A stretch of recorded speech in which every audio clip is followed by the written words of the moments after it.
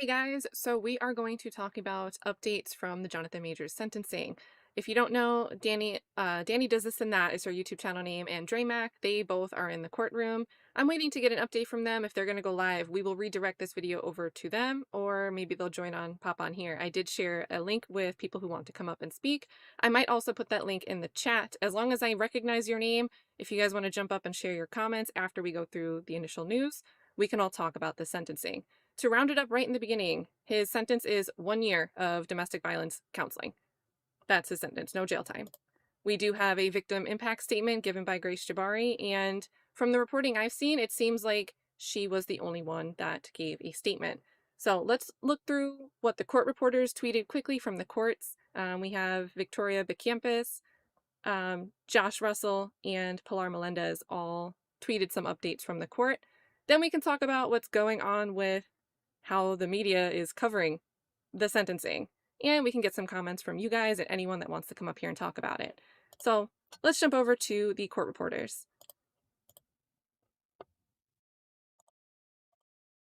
So again, we want to front load this here with the sentencing because that's what everyone wants to know, is 1 year of counseling.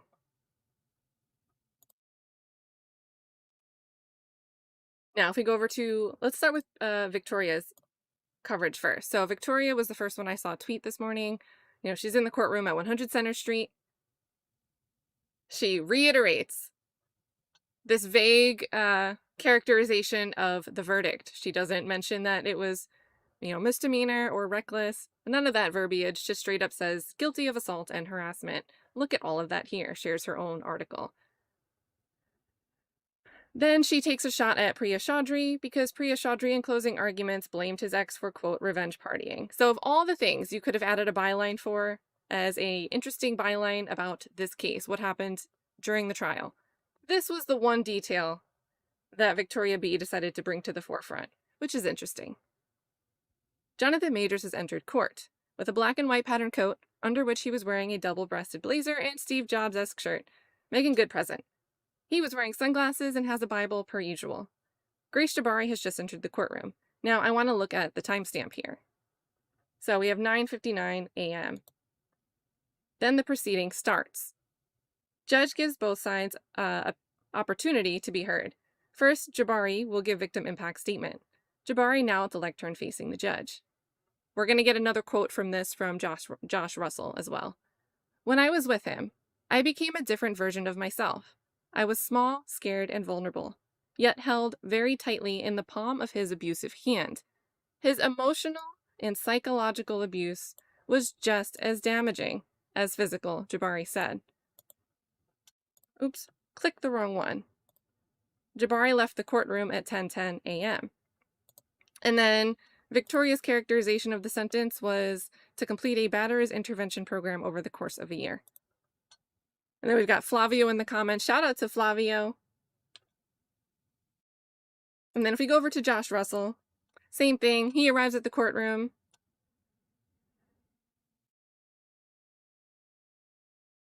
Okay, then he's comparing. Why is he mentioning Cuba Gooding Jr.? Well, whatever. He's just saying he thinks it'll be a 6-month program. It's always interesting when people throw in other names that are in the news about similar allegations. I wouldn't even say similar. I think Gooding was accused of something much more egregious by the recent filing, that Diddy filing. And it's just an allegation. I don't know the details of it, but when you see those names dropped, I'm always like, here we go. They're trying to associate. So Major's ex-girlfriend, Grace Jabari, who testified against him in the criminal trial, is sitting in the courtroom gallery with her British family. His current girlfriend, actress Megan Good, is also attending the sentencing. Victim witness Grace Jabari reads a victim impact statement at Jonathan Major's sentencing hearing. He has not accepted responsibility. Now, we got that quote from her attorney. Is it Barbara or Brittany? Brittany Henderson? Is that her name? She gave a statement right when Hulu first previewed that Good Morning America interview. There was like this small snippet that they released. Her civil suit attorney came out and said, oh, he clearly is taking no responsibility for his actions. So this is echoing the same thing that the attorneys are arguing in that civil suit. And he will do this again. He will hurt other women. This is a man who thinks he's above the law. Majors declines to make a statement. So, but meanwhile, he's being sued civilly because apparently he's going out and talking. But where is he really talking?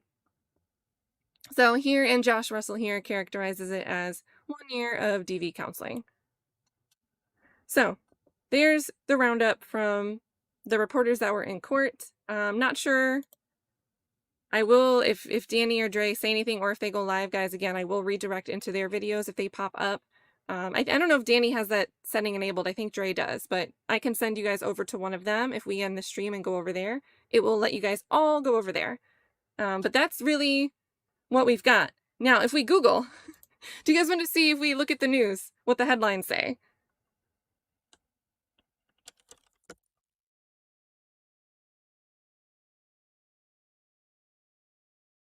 All right, so this is actually Bing. So the first, and I'm only searching Jonathan Majors. That's my search phrase. Jonathan Majors sentenced to domestic violence treatment program, escapes jail time. Actor Jonathan Majors gets probation, avoids jail time for assaulting ex-girlfriend. Jonathan Majors escapes jail time in domestic violence sentencing. So, you know what else he tried to escape? Do you guys know what else he tried to escape? This man who thinks he's above the law, according to Grace Jabari. You know what else he tried to escape?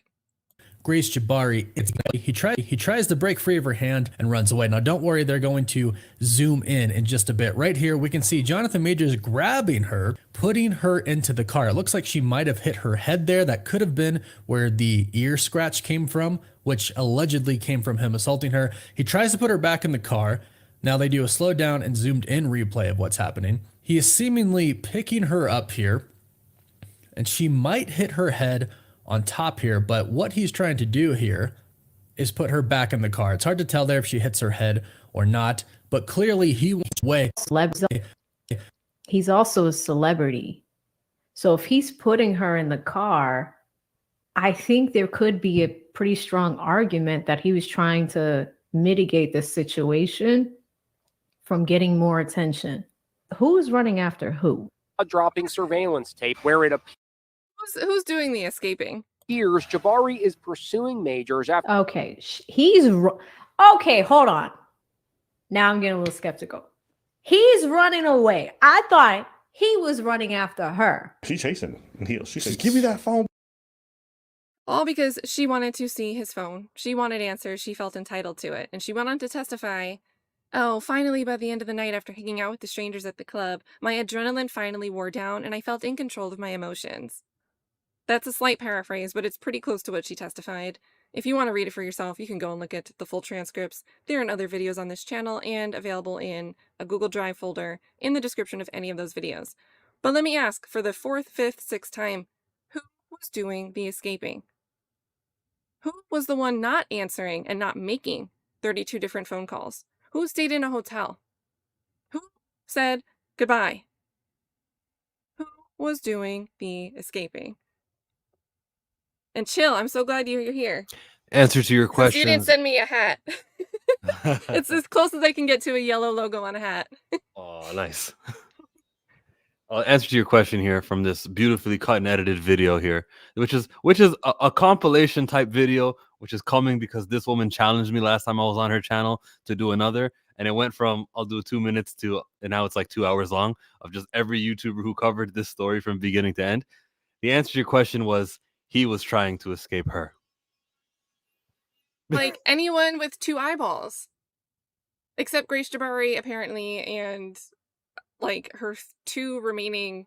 I don't know. Do you guys really see anybody vocalizing support for her out in the wild? I see like 1 person, and they're like someone with 7 followers on Twitter. Back. I thought I was supposed to be your Michelle Obama. She see oncoming traffic. She said, "I love you." Oncoming She traffic. said that word. Is that in the audio? No, but I just want to believe she did. Turning the corner. Like, I remember, guys, when Danny told us that she almost ran, like she ran in front of a car, and we were like, it's got to be like, and then it really like, happened. Danny, you're rooting for the home team. There's no way this happened the way that you said it happened. Imagine trying to explain this happened and no one is reporting accurately. And then here comes Danny saying, what we saw on camera was hilarious. It went from camera angle to camera angle. It kept going, man. We wanted to burst our heads out and laugh out loud. We saw that even Kelly Galloway, which was the district attorney's assistant, was standing in front of the TV so that no one could see what was happening. Like, Danielle was telling us everything, and here it is. What I think is interesting too is, based on the exhibit, the compilation that was put out by, and maybe we have it wrong. Maybe it was however got uploaded. Maybe that's not the compilation that was shown in court. But it seems to me like the compilation cuts off the part where Grace Jabari starts following right when Jonathan Majors passes him on the sidewalk, when she's standing with the three strangers. The prosecution's compilation seems to cut off the part, like it shows her start to turn, but it doesn't show where she like lunges after him while the friends are still standing, not realizing she's about to chase him. And then it continues with him walking down the corner going like this with his face like, come on, man. Like his face looks like he's screaming, are you really still following me? Come on, man. They also slowed it down. Like, it doesn't go at exact time. We'll get to it. Play the video longer, and you'll see that they slow down the video to make it look like she's not moving as fast as she's you know what I'm saying? Another block. Yeah, she's And so like, then you just see another CCTV angle, and you see him running the other way. And this time it's scarier, because this time she not running. This time she's stalking him like Jason. Just.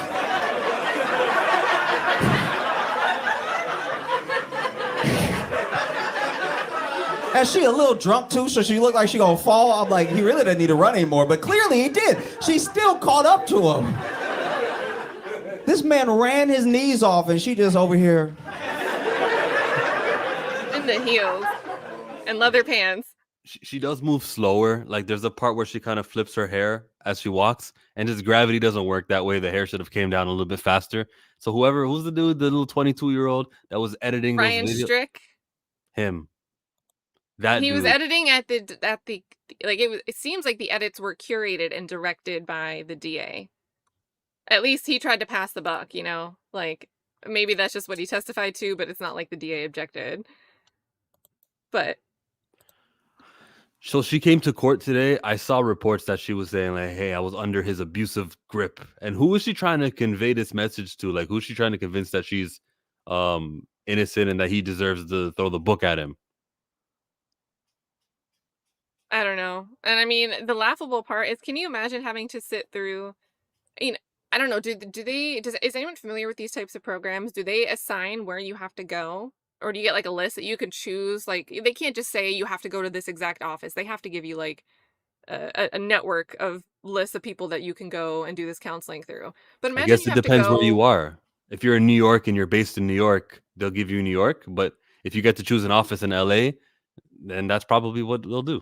Like, can you imagine if he had to go and sit with like someone that was the same ideologies as the DV expert that testified? And you have to go to counseling to sit and talk about this with someone that's just going to tell you man bad, woman good. And you have to do that for 52 weeks. I don't know if that's like weekly, whatever that means. Because one of the headlines called it a 52-week program. So I don't know if it's like a weekly counseling session. Yeah, that's what that would mean, 52 weeks. If you can choose and you can see the skin tone of who the person's office you're sitting in, that would help. Like, the counselor himself or herself will matter. It'll either be, Jonathan, we're not having any breakthroughs because you're never admitting that you did it. Or it could be, don't worry, just get on your phone for a couple of hours. We're good. What movie you want to watch today? All right, cool. You can study your lines. Don't worry. No one needs to know that in this counseling session that you're actually doing productive work here. And I do want to pull this up. So Tommy's asking what was the exact sentencing? It was 1 year of counseling. And according to who's reporting it, some are saying it's a batterer's intervention program. Others are saying it's counseling. Others are saying it's a DV program. So depending on who you are and what your slant is, you're going to characterize it any which of those ways. But we ended up getting here. It seems like Grace Jabari was the only one that made a victim impact statement. Now, what do you think of that, Chill? Because one of my suspicions was if there was going to be, someone that wanted to come forward and actually speak about their experience with Jonathan Majors, doing it at sentencing is a way to do it without having to undergo cross-examination. Wow. But it seems like Grace Jabari was the only one that actually showed up. Do you read anything into that? Can you read any tea leaves there? Well, the first thing that I read has nothing to do with that. It's okay, taxpayer dollars are paying for another all expenses paid A vacation paid trip from London to New York. How for her hilarious. family too. Her family. I think it was Josh said her family was sitting there with her. Yep, I saw that tweet. That's interesting. So I mean, may- maybe they paid their own way. You know, maybe the DA's not paying for her family to fly out, but we don't know if Sanctuary for Families is Kat, providing that is as a some type of victim who care. needed emotional support during this trying time, and that was a necessary expense that the taxpayers over in Manhattan had to pay to ensure that this victim, who's the domestic violence, who is a battered woman syndrome reciprocant, needed to have emotional support. That's all. And I want to also shout out to Cassandra Centeno. I don't know. I always say people's names wrong. But she mentioned she might do a FOIA request. In New York, it's FOIL, I think. They abbreviate it differently because New York just does everything differently. But it's essentially FOIA. She said she might do a request to find out the expenses of putting this case through to trial. Wouldn't that be interesting, some numbers to see there? And then when Jonathan comes back and sues the police and everybody, then we get to say, this also took a hit on the city budget, and then it sounds better for him. Well, and I think there's a few comments here mentioning the appeal too. So guys, his team had mentioned that they're moving forward with the appeal. They're respecting the process. You know, pretty standard thing to say when a motion that you didn't expect to be granted was denied. It was a pretty expected statement. But then he also has a civil suit that Grace Jabari filed, where she alleged new physical abuse details. Even though her victim impact statement today, she pretty much goes with what we've all heard from the prosecution's open to close argument. It was that March 25th was the physical culmination of mental and psychological abuse. But in her civil suit, stop trying to there's make new- sense, Kat. Yeah. Like, culmination, the climax of an emotional abuse only means climax if you understand what climax means and you're going by dictionary definition. well, there is a legal term to it, but it's like, to me, you can't say, if you're trying to allege that there's a pattern of, physical behavior that culminated, it has to be growing physical acts. Like, when they say, like, school shooter kids, YouTube's gonna hate me. But when they all of a sudden, they're like, oh, he used to, like, torture his pet hamster when he was a kid. Like, things like that.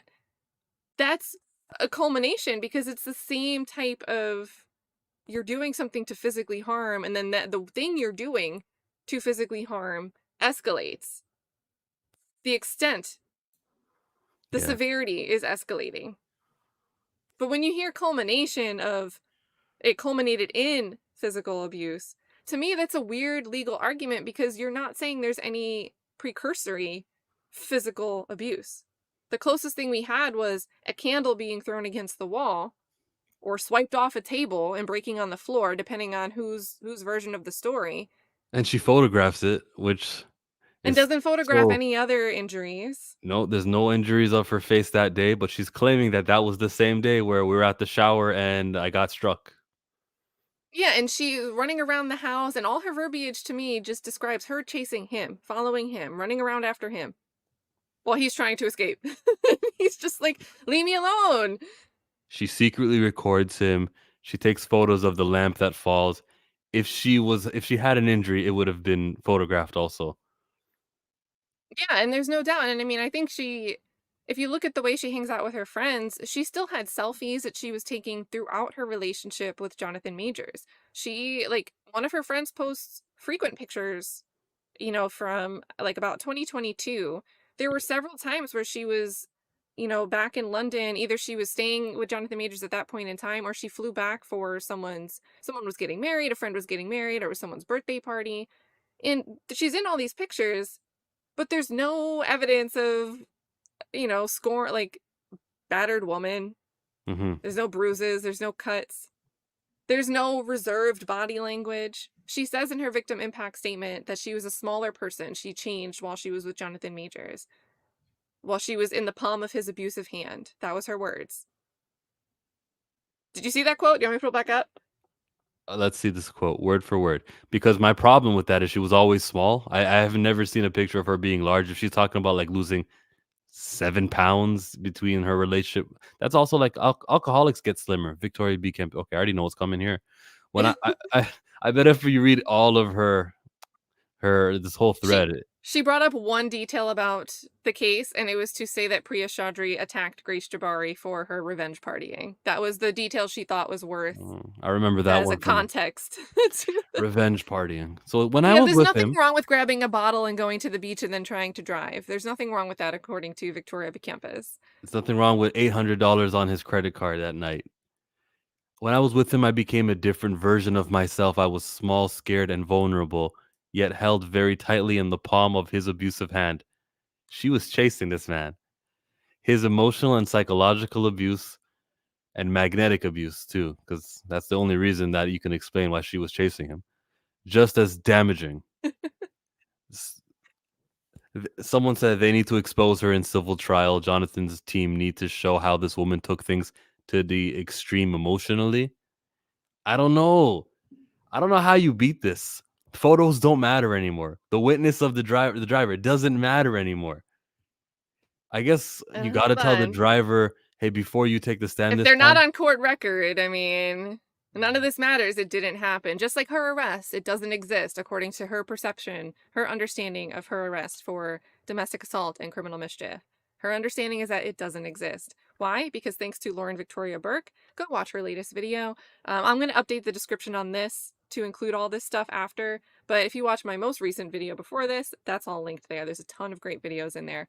But Lauren Victoria Burke uncovered that on October 25th. Now remember, October 23rd, the night of October 23rd, is when Elizabeth Rosner with The Messenger breaks the news that the NYPD has issued an arrest warrant, a bench warrant, or arrest warrant for Grace Jabari for domestic violence and domestic assault and criminal mischief.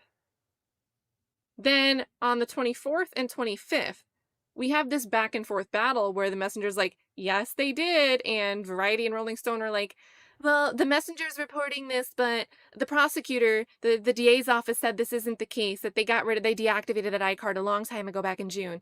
Well, that wasn't actually the case. Grace Jabari did have to show up. So on the 25th, we get this statement from Ross Kramer before. Now, Ross Kramer, Sanctuary for Families pro bono appointed attorney for Grace Jabari.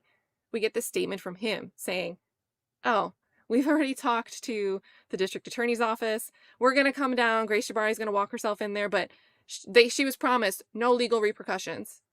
There will be no legal repercussions for her whatsoever with this. And they decided that. The DA decided to use that discretion before even investigating the charges, before she was even arrested. So it was a blanket. We're just not going to go forward with these charges just because we've decided that. It lacked That's prosecutorial merit, was the exact words. And then Lauren Victoria Burke finds out that Judy Kluger, former judge in the same district, now CEO, she's been CEO, I think, since like 2013, of Sanctuary for Families, a nonprofit that relies on funds from the Victims Fund. So they get funding from the penalties, the financial penalties imposed upon the convicted. She relies on that funding, and she's written several opinion pieces to different New York City news publications, urging someone to give Sanctuary for Families and a partner charity, Safe Horizon, funding when this crime victims fund is reducing in size. The pool of funds in this pool is reducing. We need funds to support my nonprofit. Well, we need abusers. Ross Kramer is a pro bono attorney that works for Sanctuary for Families. And he came in, Judy Kluger gets appointed by Alvin Bragg to a special advisory board on his prosecutorial office on October 25th, 2023. And Grace Jabari walks up in that 10th Precinct police station and walks out kind of smiling. If you remember her little walk out of there that she complains about in her lawsuit, how it was humiliating, how it goes to her defamation, how she's been defamed. She said, walking out of that precinct after having to respond to the desk appearance ticket, which has never been offered, according to Detective Mejia, is not protocol as a method of arresting someone for domestic assault charges. Look, Jill, you're so good. Hi, Grace.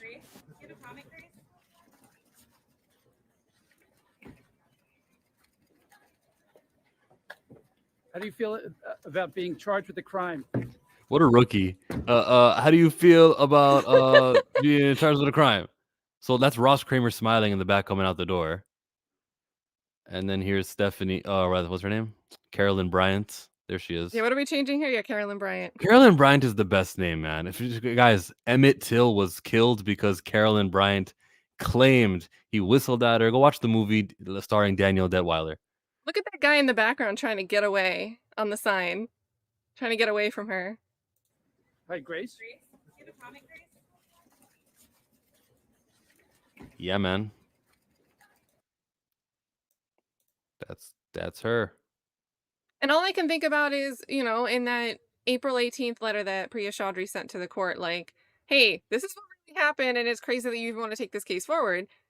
She's like, hey, Grace Jabari is heard on Officer Lucero's body cam audio, laughing like, oh my God, is this going to be in the news?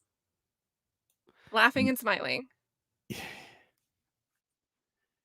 It's like, and like the more you dig deeper into the story and listen to the news coming from people who want to report the news, like yourself and myself and Blue, then the more you just roll your eyes and go, okay, how the hell is anyone taking this seriously? But the more ignorant you are, the more you believe a Variety article. Multiple women, alleged victims, are coming forward, like, and the wording in that is so funny. Multiple just means more than one. Alleged, when you put that inside of a sentence, you're free and clear to say whatever you need to say. And then they said are coming forward, which doesn't have any substantial like weight to it. What does coming forward actually mean? Does it mean they talked to the DA? Like, what does that mean? The Rolling Stone article, he pushed the person on set. You're supposed to believe that means that a woman was pushed. But if it was a woman, they would have said to push the woman on set. And it could have been a scene in a movie. This is a big bodybuilder on Magazine Dreams. He could have pushed another cast member, but they put that in the article. There's no substance to these reports, but you're supposed to just take the headlines for shock value and just roll with it because you trust these articles. You trust these stations, these news platforms to give you accurate reporting. Still, they're dying. If I slap you in the face, and then a year later, someone tries to take my phone and chases me down the street and says that they started a fight with me to get that phone, and then they hit me again 10 minutes later, because I slapped you in the face, even if I take that at face value, it's a rumor, right? But you take it at face value, accept it 100% as a fact it happened, even though it's not corroborated anywhere by any tangible proof. There's been no cross-examination of these multiple other people. There's been no under oath testimony or cross-examination of these two other people.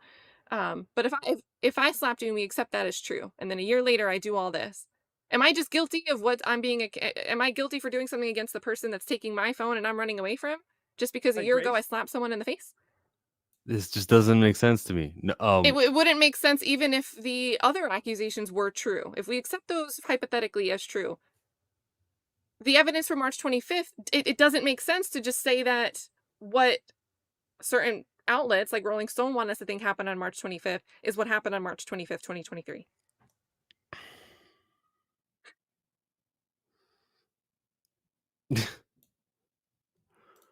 Maybe. So this is it. It's 1 year. Is there a probation? Is there like a period of time that he's got to make sure he doesn't commit another crime, or else 52 weeks is a long time. I know. And that's what hurts. Like, imagine coming to the fucking courtroom with Megan Good, and then you got to remind yourself, oh yeah, last year I was with her. I was with not Megan Good. And you get to just... we have another quote. Oh. She said, I will not rest. I will not rest. Oh, and then let me wait till Pam is up on the screen. Pam, you came at a perfect time. Guess what line I'm about to read from Grace Jabari? Something you'll already know. I will not rest. I will not rest until I feel that... Oh, I'm not sharing this because I'm on the other thing. I will not rest until I feel he's not a danger to anyone else. Until I feel... Well, you felt entitled all night long on March 25th. You feel like you're justified to this day to do whatever you feel like your emotions justify you doing. That's not how the world works. Hey, Pam. Can you hear me? Yes. Okay, because I'm driving back and forth. I have just leaving the hospital, so I'm just I saw you was on, so I said let me get on here and see what's going on. I hope that all went well. I know you had a family surgery. Yeah, everything's good. Everybody's resting. Everybody's good. Thank you, thank you, thank you.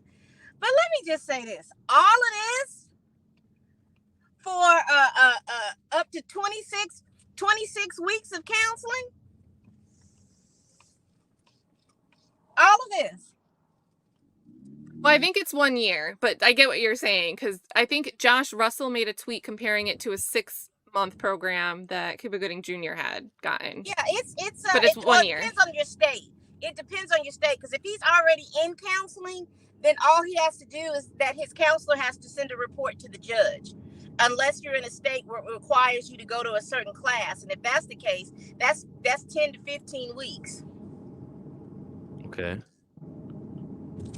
What's the punishment if you don't go to these classes?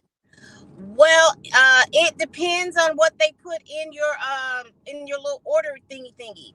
Because for some people, it's you know, they may have to serve 10, 15 days in jail or something like that. That's why I would just hook it on to my own counselor and then have them to send a report into the judge. Because he's no longer, is he still living in New York or is he still living in California? He seems to be showing up in LA, like when TMZ finds him. That looks like LA every time. Okay. Right? Because he's I mean, I guess you can get out of the gym and be all like hot and sweaty so you don't put a coat on. But, you know, some of these days that he's been showing up would have been coat jacket days in New York. Yeah. So. Yeah. Okay. Well, it's interesting, you know, all of this. And yeah. And all the delays. I'm waiting to hear what movie he's working on where he's getting all buff. I'm waiting to hear that news. Well, hold on, and that's why Jabari's not gonna rest, because she's gonna feel some type of way. Girl, he's gonna still be on screen. He's gonna still be getting work. He's gonna still have money that she no longer has a credit card to use at her own beck and call. Yeah. Well, did she give his stuff back? Because she has his Rolex and his credit card and all that other stuff. I bet we'll see that in the counterclaim, guys. So, and let me bring Dr. Hines up. Hi, Dr. Hines. Let me pull this chat off the screen. I have to change this view. Hines, did you see this quote? I will not rest until I feel he's not a danger to anyone else, Jabari said. I will not rest until he's not a danger to anybody else. She's just going to keep running and running.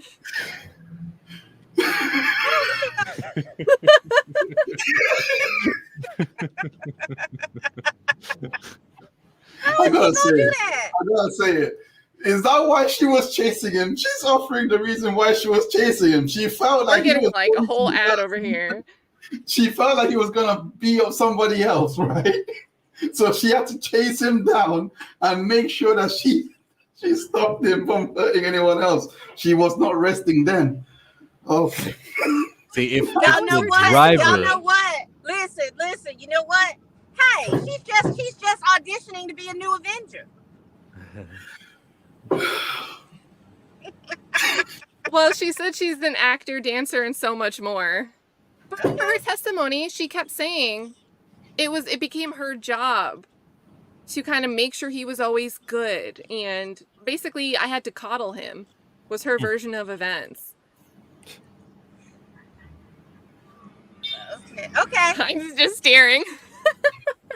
Okay.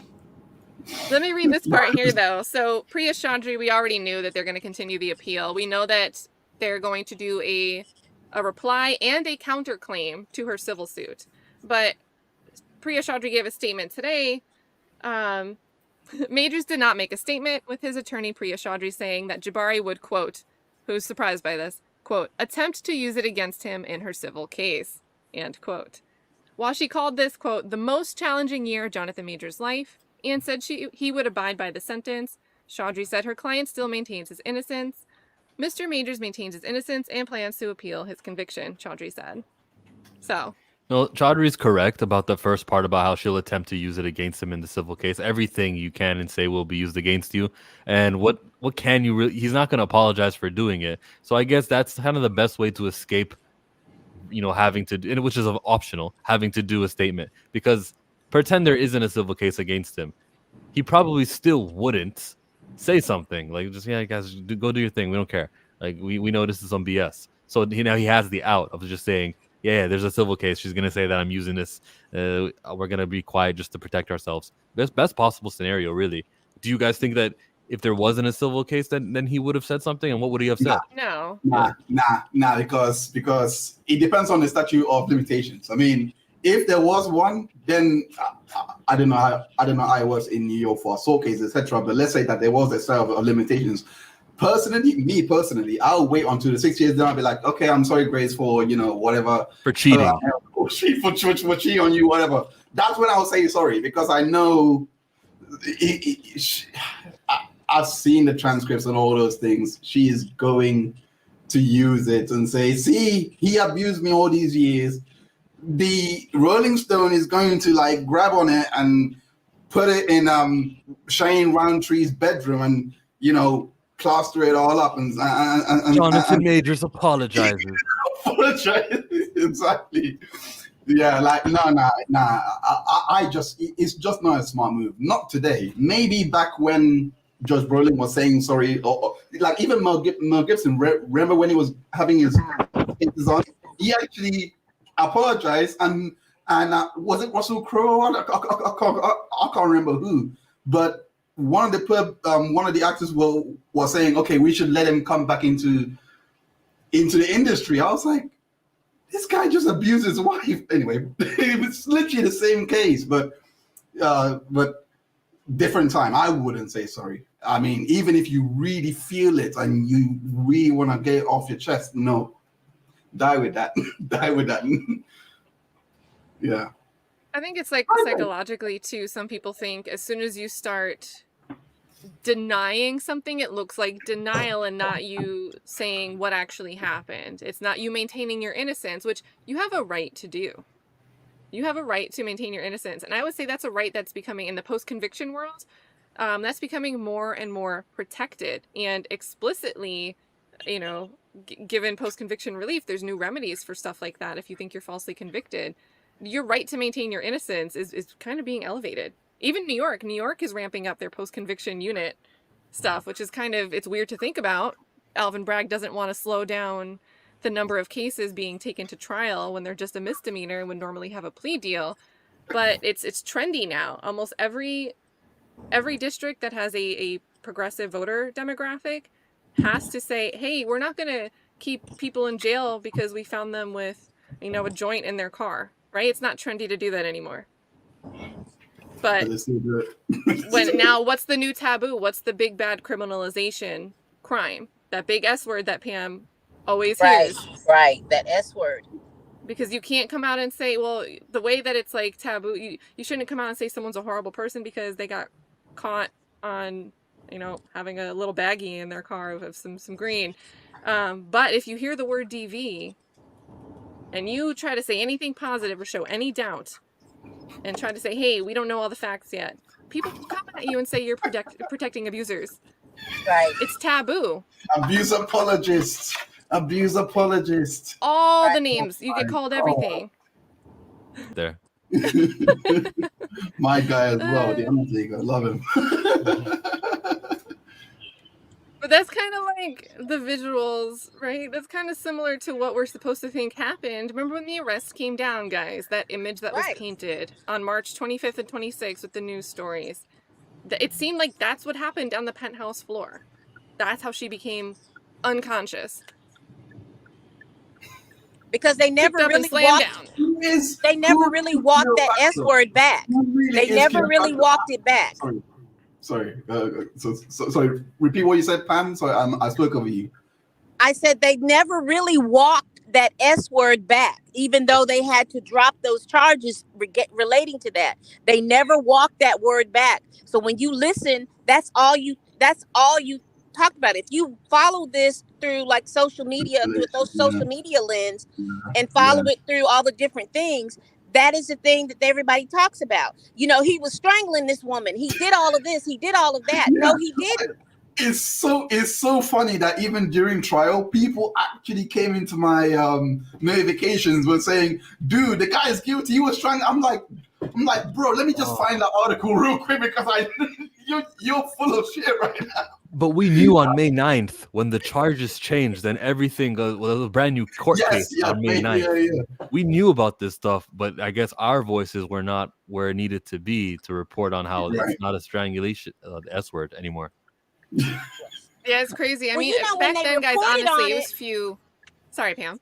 You know, when they reported on that, Chill, they talked about the added charges. You know, they didn't talk about the charges that were taken away. If you looked at some of those news reports, it was like, well, the added charge of this, and this. And, you know, it was confusing. May 9th was real confusing because we didn't realize that she had come in and she had filed an affidavit. It was just real confusing how they dropped something, but then they added more charges. And that's what people was, you know, when I look at through my timeline and my thing, that's what everybody was getting confused about. Well, he must have really done something because they've added more charges.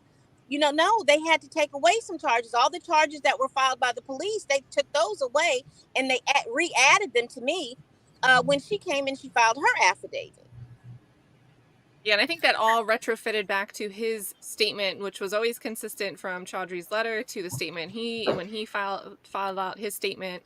And then also his complaint when he went to file his own report. His version of events were always very specific and they were limited, right? They were limited to details that you would feel could be remembered. I picked her up and put her back in the car. There isn't like, I don't know, what was it? 40 pages of transcripts of describing 25 seconds of time. You know, like think about witness reliability, your memory in general. Who would actually, especially while you're enraged, because you just saw texts floating by on someone's screen that you're getting cheated on, and you know there's other things that play there, right? Like if an ordinary person gets cheated on, they're losing their relationship. They're not also losing a $10 million penthouse that they're living in and that lifestyle. You know, you got extra things on the line here when you're Grace Jabbari seeing Jonathan Majors get this text message. The D is gone. All of that is gone. Oh no! And a visa, your tax bill payer, because she had just asked for 20 grand in February. She just asked him for in your currency, right? That's, I don't know if that's less than US dollars. It's more. That's what, 20, almost 23, 24 grand. Yeah, it's a little more than. And her tax bill, her income tax bill over in the UK, she asked him to pay just a month before this happened. So she was moving in with him. So this could be a situation where this breakup could also mean she has nowhere to live and no resources to afford to find a place to live. I can see why she's pissed. I mean, I'm not saying it's right or anything, but yeah, the breakup did not come at the best time for her. But I don't think any breakup does. In all fairness, I don't think. When has the breakup actually been like, actually, yeah, this actually was perfect. Thank you so much. I'm glad that we are actually over now. Let me just. She was never preparing for a breakup in the first place. She was never preparing for a breakup in the first place because they had gone tit for tat with this stuff. She was never preparing for a breakup. She didn't realize it was real until she opened her eyes and saw those police officers there. She never was planning for a everything breakup. that you're saying right now, Pam, everything that you're saying right now makes perfect sense, and it's because of her reaction to everything. But at the same time, it's so inconsistent because of her telling, well, I'm not gonna say allegedly telling Priya Satyani and all them, and her is saying that, oh, he's been abusing me, etc. Let me pause you there for anyone that's not familiar. Just for anyone who doesn't, Priya Satyani, not Priya Chaudhry. Priya Satyani was Jonathan Majors' former manager, talent manager. Grace Jabari maintained, even though in her civil suit she said, I told all my friends and family, there's contemporaneous accounts of me telling people this was happening to me. During trial, in her testimony, she said she told no one until she finally felt she should tell Jonathan Majors' manager, Right. Which Priya is what, Satyani. like I said, but it doesn't make, that's what I'm trying to say. It doesn't, it's inconsistent, because if you've told her, he gets mad at this, he breaks up with you, that, like, it should be, from the way I'm reading it, the girl now comes into the picture, it doesn't make sense why your reaction would be, I'm gonna chase him down. Not in the sense of you're not a credible victim or anything like that. I'm just thinking logically, you've been abused for this long to disclose to somebody else. He breaks up with you. It just wouldn't be the first thing. I would be me personally, I'll be jumping for joy, or at least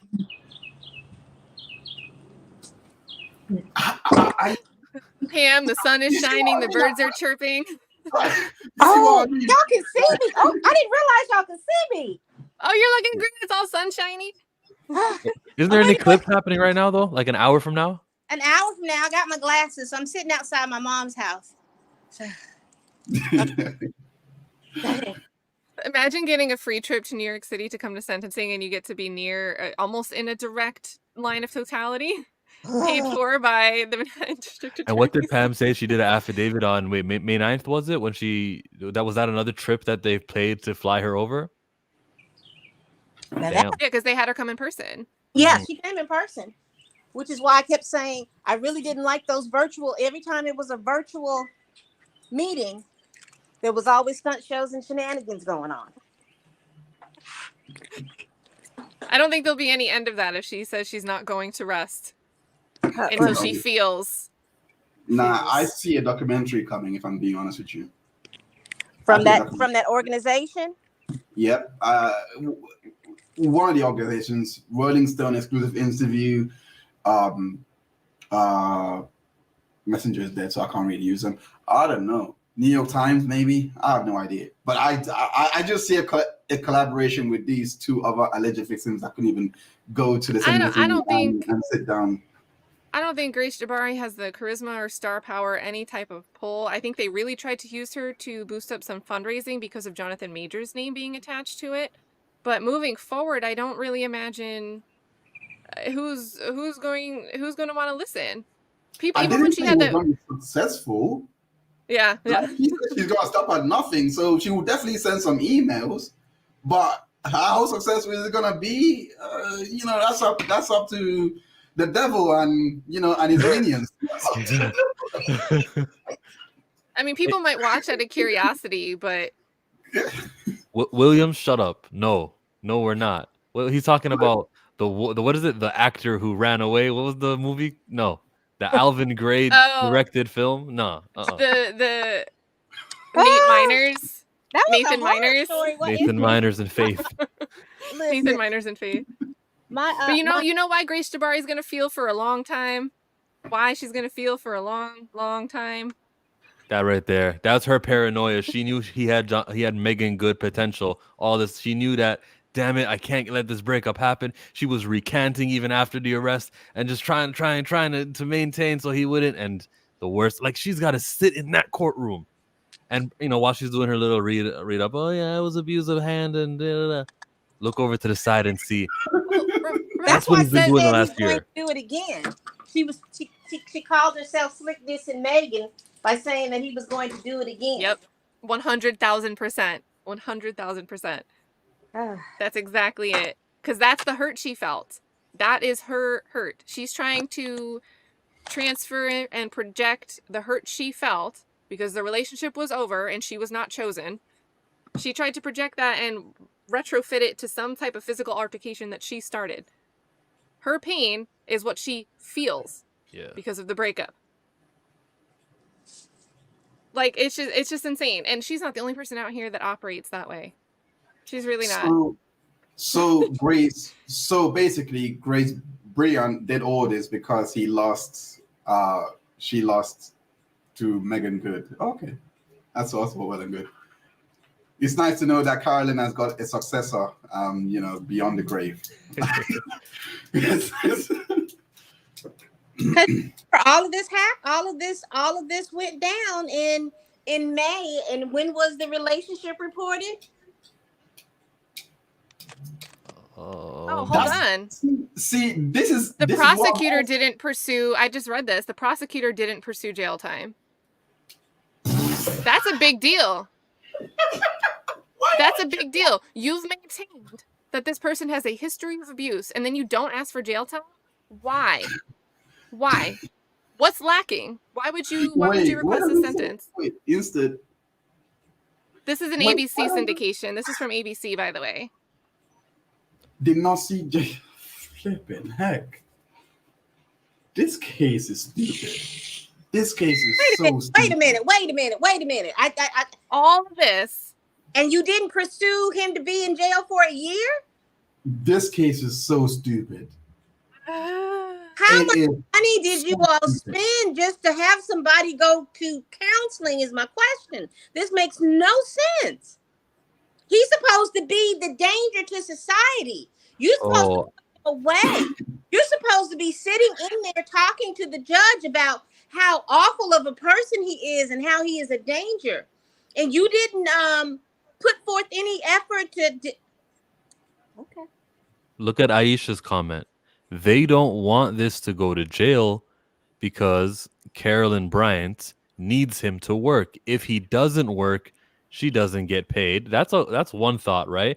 Now imagine being so cocky, if you ask for jail, you'll get jail. Imagine that. But also that's one point. How about when they come after, when Jonathan's team one day fires up and says, we're going after the DA and everybody, then at least they can't claim he tried to lock us up, I reading that is crazy to me. That is stupidly crazy.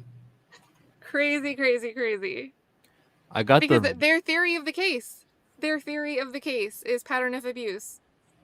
And I guess we're not getting this release of the Molyneux packet. We don't have an update on that decision, but we haven't seen that in any of the headlines. And we know that places like People Magazine already have some of that packet. Some stuff that they haven't publicized yet. So the Molyneux evidence unsealing motion is what I'm talking about. There must have been a decision on that kept things sealed under a protective order. Because I'm not seeing it blasted in headlines. Yeah, there's a lot that's sealed and not supposed to come out. There's a lot of, remember those objection questions that she was asking? Priya was asking, hey, so is there some sort of deal negotiated so that if you come over here and you testify that they'll drop your charges? Objection. Why would you object that unless the answer is actually, yes, there is a deal? And then Blue's house is in the house. Hi, Blue. What up? This case is crazy. This is wild. They didn't ask for jail time? No. After all of this. That is like, you're basically saying we wasted all your time. Plea. You're actually saying this. Like, why would you not at least I need to Kat, you would know. And they didn't give him a plea deal or nothing either, right? Wasn't even offered.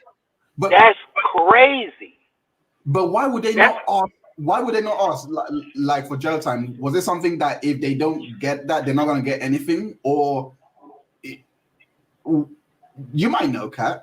I don't know, but that is so weird to me. This is a RICO. This is RICO, Kat. This is a RICO situation. I swear it's crazy. Because how does Grace Jabari get a desk appearance ticket coordinated by Ross Kramer, her pro bono attorney appointed by the Sanctuary for Families of New York? How does he get to coordinate something that Detective Mejia says he's never heard of that being done before? When there's a domestic assault charge and criminal mischief, it's an arrest. It's a regular standard arrest. You don't get a desk appearance ticket for that. But Grace Jabari did, and Ross Kramer coordinated it. How does that happen? How does that happen in a case where no plea deal is offered on a misdemeanor assault? How does that happen? And why does it happen? Because it's not taboo to prosecute DV crimes the same way it's taboo to prosecute, victimless crimes, right? Got to get that funding and that publicity somewhere. That's the theory in my head. Oh my God. Money laundering. Oh my! The Guardian just reported that he's been sentenced to probation. Okay, is that what counseling is? Probation? It might be if he doesn't complete it, then he's subject to have to appear before the court again. Fair enough. I don't know the exact terms, but sometimes things like this, when you go through, and I think someone was saying that they heard that this was going to be the outcome from inside the court, that they worked in the district. I forget the name. It was someone on X that was saying it. But the idea with this type of program is you complete it, and then if you do good, nothing else comes up, your record on this could actually end up being expunged. Expunged, yeah, I heard that. So I forget who said it, but it's something that you kind of hear as first-time offenders. And it realistically, it goes in line with what New York says progressively they're trying to do to help keep people from becoming locked up in a system over their first-time offense. That doesn't change anything. Yeah, because there's a publicity aspect here, right? It doesn't work when someone's in the news cycle. It might work for someone who no one even knows you got arrested, but this is money laundering 101. Money laundering 101. So with the record being expunged, with when does that have to happen? 12 months from now? That's when that was is. When is the nightmare over? Because her civil suit's probably going to take a couple years as well. that'll drag. That'll It's drag. gonna drag. That's the Especially point. with counters. Ugh. Well, normally, chill. Once you complete whatever you got to complete, then you put in for getting the record expunged. So it could happen. You know, you put in for it, they review it, and then it can get expunged. Good. And it will happen. It's just a matter of how long is this going to take. And he's going to be like in more movies and stuff. Probably 2 movies by the time that civil suit comes out. And we're finally like completed with that stuff. Yeah, because, you know, his start is going back up. You know what I'm saying? I think people are looking at the case like this was some BS. I don't even know why we was in the chat for this anyway. You know what I mean? And I think a lot of people are looking like, man, let this man get back to work. We want to see him do this, do that. You know what I'm saying? So by the time the civil case come, and that's another thing too, I don't know, Kat, they might not even take, this civil case might not even be seen by a court, right? It can be not seen and just thrown out. Yeah, and I want to pull this up because this is also a huge point. And we've talked about it a little bit, but, you know, Lauren Victoria Burke is very good with her words. She speaks very well, very concisely. Pretty sure the reason Jabari has said nothing in public is she's shielded from defamation in courtroom statements. She said none of what is alleged in court filings in public. And that's something that's always worth remembering. It's litigation privilege, you guys. So with the claims that she's making in her civil filing, even though that's in the civil realm, you're still protected from making those in a filing. He can come and refute those. He can reply to them. But he can't just exactly come out and say, oh, it's you're defaming me by making these statements through litigation. He'd have to find another way. He could come out after her civilly for Wait. Ooh. Sorry. Continue. Sorry, my bad. You could counterclaim and say that it's, you know, it's litigious abuse, it's litigation abuse to even be trying to keep filing the stuff through litigation because you know you'll be protected through it. So he can make other claims and he can say it's not true and you keep doing this and it's malicious. This litigation is malicious. But when you file these things in a court filing, it's there's protections. It's shielded from defamation claims. But she goes to these articles and it feels like they all click enter at the same time. Yep. Because they have inside knowledge that she's about to do these filings and they report right away. That can't be considered defamation because we know that she's communicated it to Cheyenne White Tree and the rest?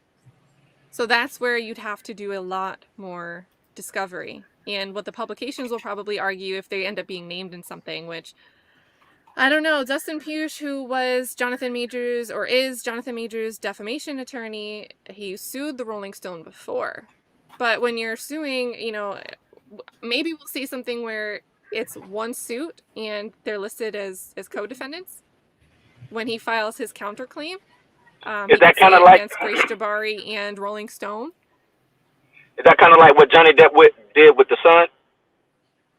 So he didn't. Amber Heard was not named as a party over in that trial. That was an issue of if they had, you know, enough firsthand knowledge because they relied on a first party witness. So Amber Heard was a first party witness to what she says happens to her, right? So right. As a publication, were they reasonably within the bounds of relying on reporting something if they heard it from a first person party to what was being alleged? Right? It's not like they were reporting on, Kat came and told me that Amber Heard said this, and we didn't go and verify with Amber Heard. That issue was the Sun reporting on what Amber Heard directly told Dan Wooten, and Dan Wooten ran and put in a report. But over in the United States, it was against the op-ed that she wrote for the Washington Post with the help of the ACLU, who also did a lot of fundraising or thought they'd get a lot of money out of it. Yeah, that's what I'm thinking of. That one. That's the one I'm thinking, because I know that was brought up big time during the trial, when they were saying that she just retweeted it or whatever. But he was saying, no, we got this directly from, or the ACLU was saying we got this directly from you. Yep, and she did the revision. She was writing it, and then she said the words, and this is what the jury was instructed to be the finder of fact on. This is what the law says.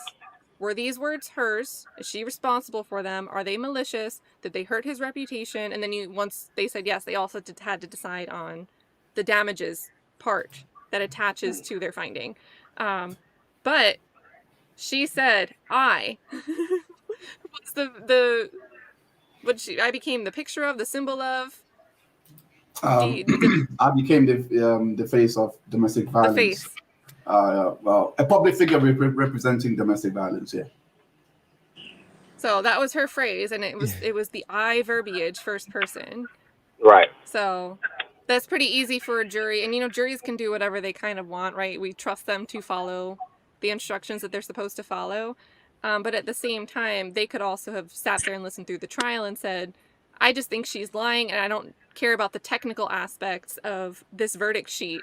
I'm going to say, yes, she's lying and defamed him, even if this one little quote, we don't know what the jury actually did. They didn't really, one gave an interview saying that they didn't buy her tears.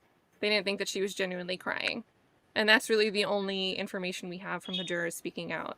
But yeah, interesting overlap there with the ACLU helping her to do all of that. And they thought that they were getting $3.5 million as a partner in helping her do that. And what do we see happening with the Sanctuary for Families? And, they're making pleas for funding because there's less funds available now. There's not enough funds in the pool of the Crime Victims Fund to help these programs like Sanctuary for Families. So Judy Kluger, who was appointed as special advisory to the Special Advisory Board of Alvin Bragg's prosecution team on October 25th, 2023, right around the timing of Grace Jabbari's desk appearance ticket, which was not standard protocol for a DV arrest. Judy Kluger gets appointed, and she's been pleading for more funding for her organization, Sanctuary for Families of New York. And then what they help better her way through to this get whole funding? case. Exactly. What better way to get funding in a high-profile case? I'm telling you, it's a RICO. This is money laundering. You got to think. The basketball player, we know that's money, right? Jonathan Majors, we know that's money. This is money laundering 101. That's what this is. This is how to fund. This is how to fund whatever that nonprofit is. This is all that is. That's what I see it. Wait, it's gonna be another high profile black man with money that's gonna end up with the same thing. So until they reach their goal, that's what it's gonna be. All three of those stories had press releases from Alvin Bragg's office too, right? Adam Voss had one. I think Kevin Porter had a statement, a press release. I could be wrong on that. I know that they had to issue a lot of clarifications that went into the news, and their phone call got put on blast because Kaiser and her mom recorded it. Good on them. She recorded it. Yeah. Follow your laws on recording conversations wherever you're located, guys, because it's not legal to record in all locations. New York is a one-party state, however, so you don't need to inform the other person that you're recording them. Yeah. Florida, I can't just go up in there. And remember what she told Kaiser's mom. Hey, we got to get ahead of this. She said we got to get ahead of this. Kaiser's mom was like, get ahead of what? We haven't told you anything. Yep. You know what I'm saying? That's crazy. That's crazy. I love listening to her mom push back against the DA and listening to the tone of voice. I don't like to read into tone of voice that much, but you could, I forget the the ADA's name over in that case, but you could hear her, like, even though it's an audio recording, you could just feel like the mom pushed her against the wall. You could hear it. And you need to do that, like, because otherwise you'll get in this situation where you don't have an attorney to fight a year-long misdemeanor case. Not everybody has that option. Right. Welcome back, Pam. Thanks. Oh, I had never left, but I just couldn't let y'all see all the stuff that I was in there doing. You probably heard it, but you couldn't see it. And I want to clarify. So, hey, Barbara, by the way, I still can't believe Grace got nearly $1,000 from that fund. That was for products that she claimed were lost within the actual crime itself, directly paid for by the Crime Victims Fund. There's other things she was awarded by Sanctuary for Families of New York, and we don't know those amounts. We don't know what that encompasses at all. But I would strongly suggest it's not $0. Strongly suggest. And that organization is having some internal problems because some of the people that they quote unquote claim to have helped are saying that they were not receiving the help that they were promised. They actually unionized. So Daisy, in one of our live streams, Daisy was looking at Glassdoor reviews from employees that were complaining, like, hey, the way that they choose, you treat your employees badly. There seems to be, power issues. There's not inclusion when we speak about internally, the employees here. But additionally, your case intake, the cases that you choose to bring in, you target these cases that you think will bring you publicity. And I understand fundraising, guys, you've got to do things that will help you raise funds. But when you're getting blanket donations to help people in need, that's your mission statement, who don't have the resources to help themselves. And you're choosing to help affluent cases associated with celebrity and resources of their own. When you're choosing those and saying, we're not going to help someone else, we're going to help a foreign national because it will help us with our fundraising before we help the people in our own backyard that we're getting grants to help fund. And our mission statement is to help them.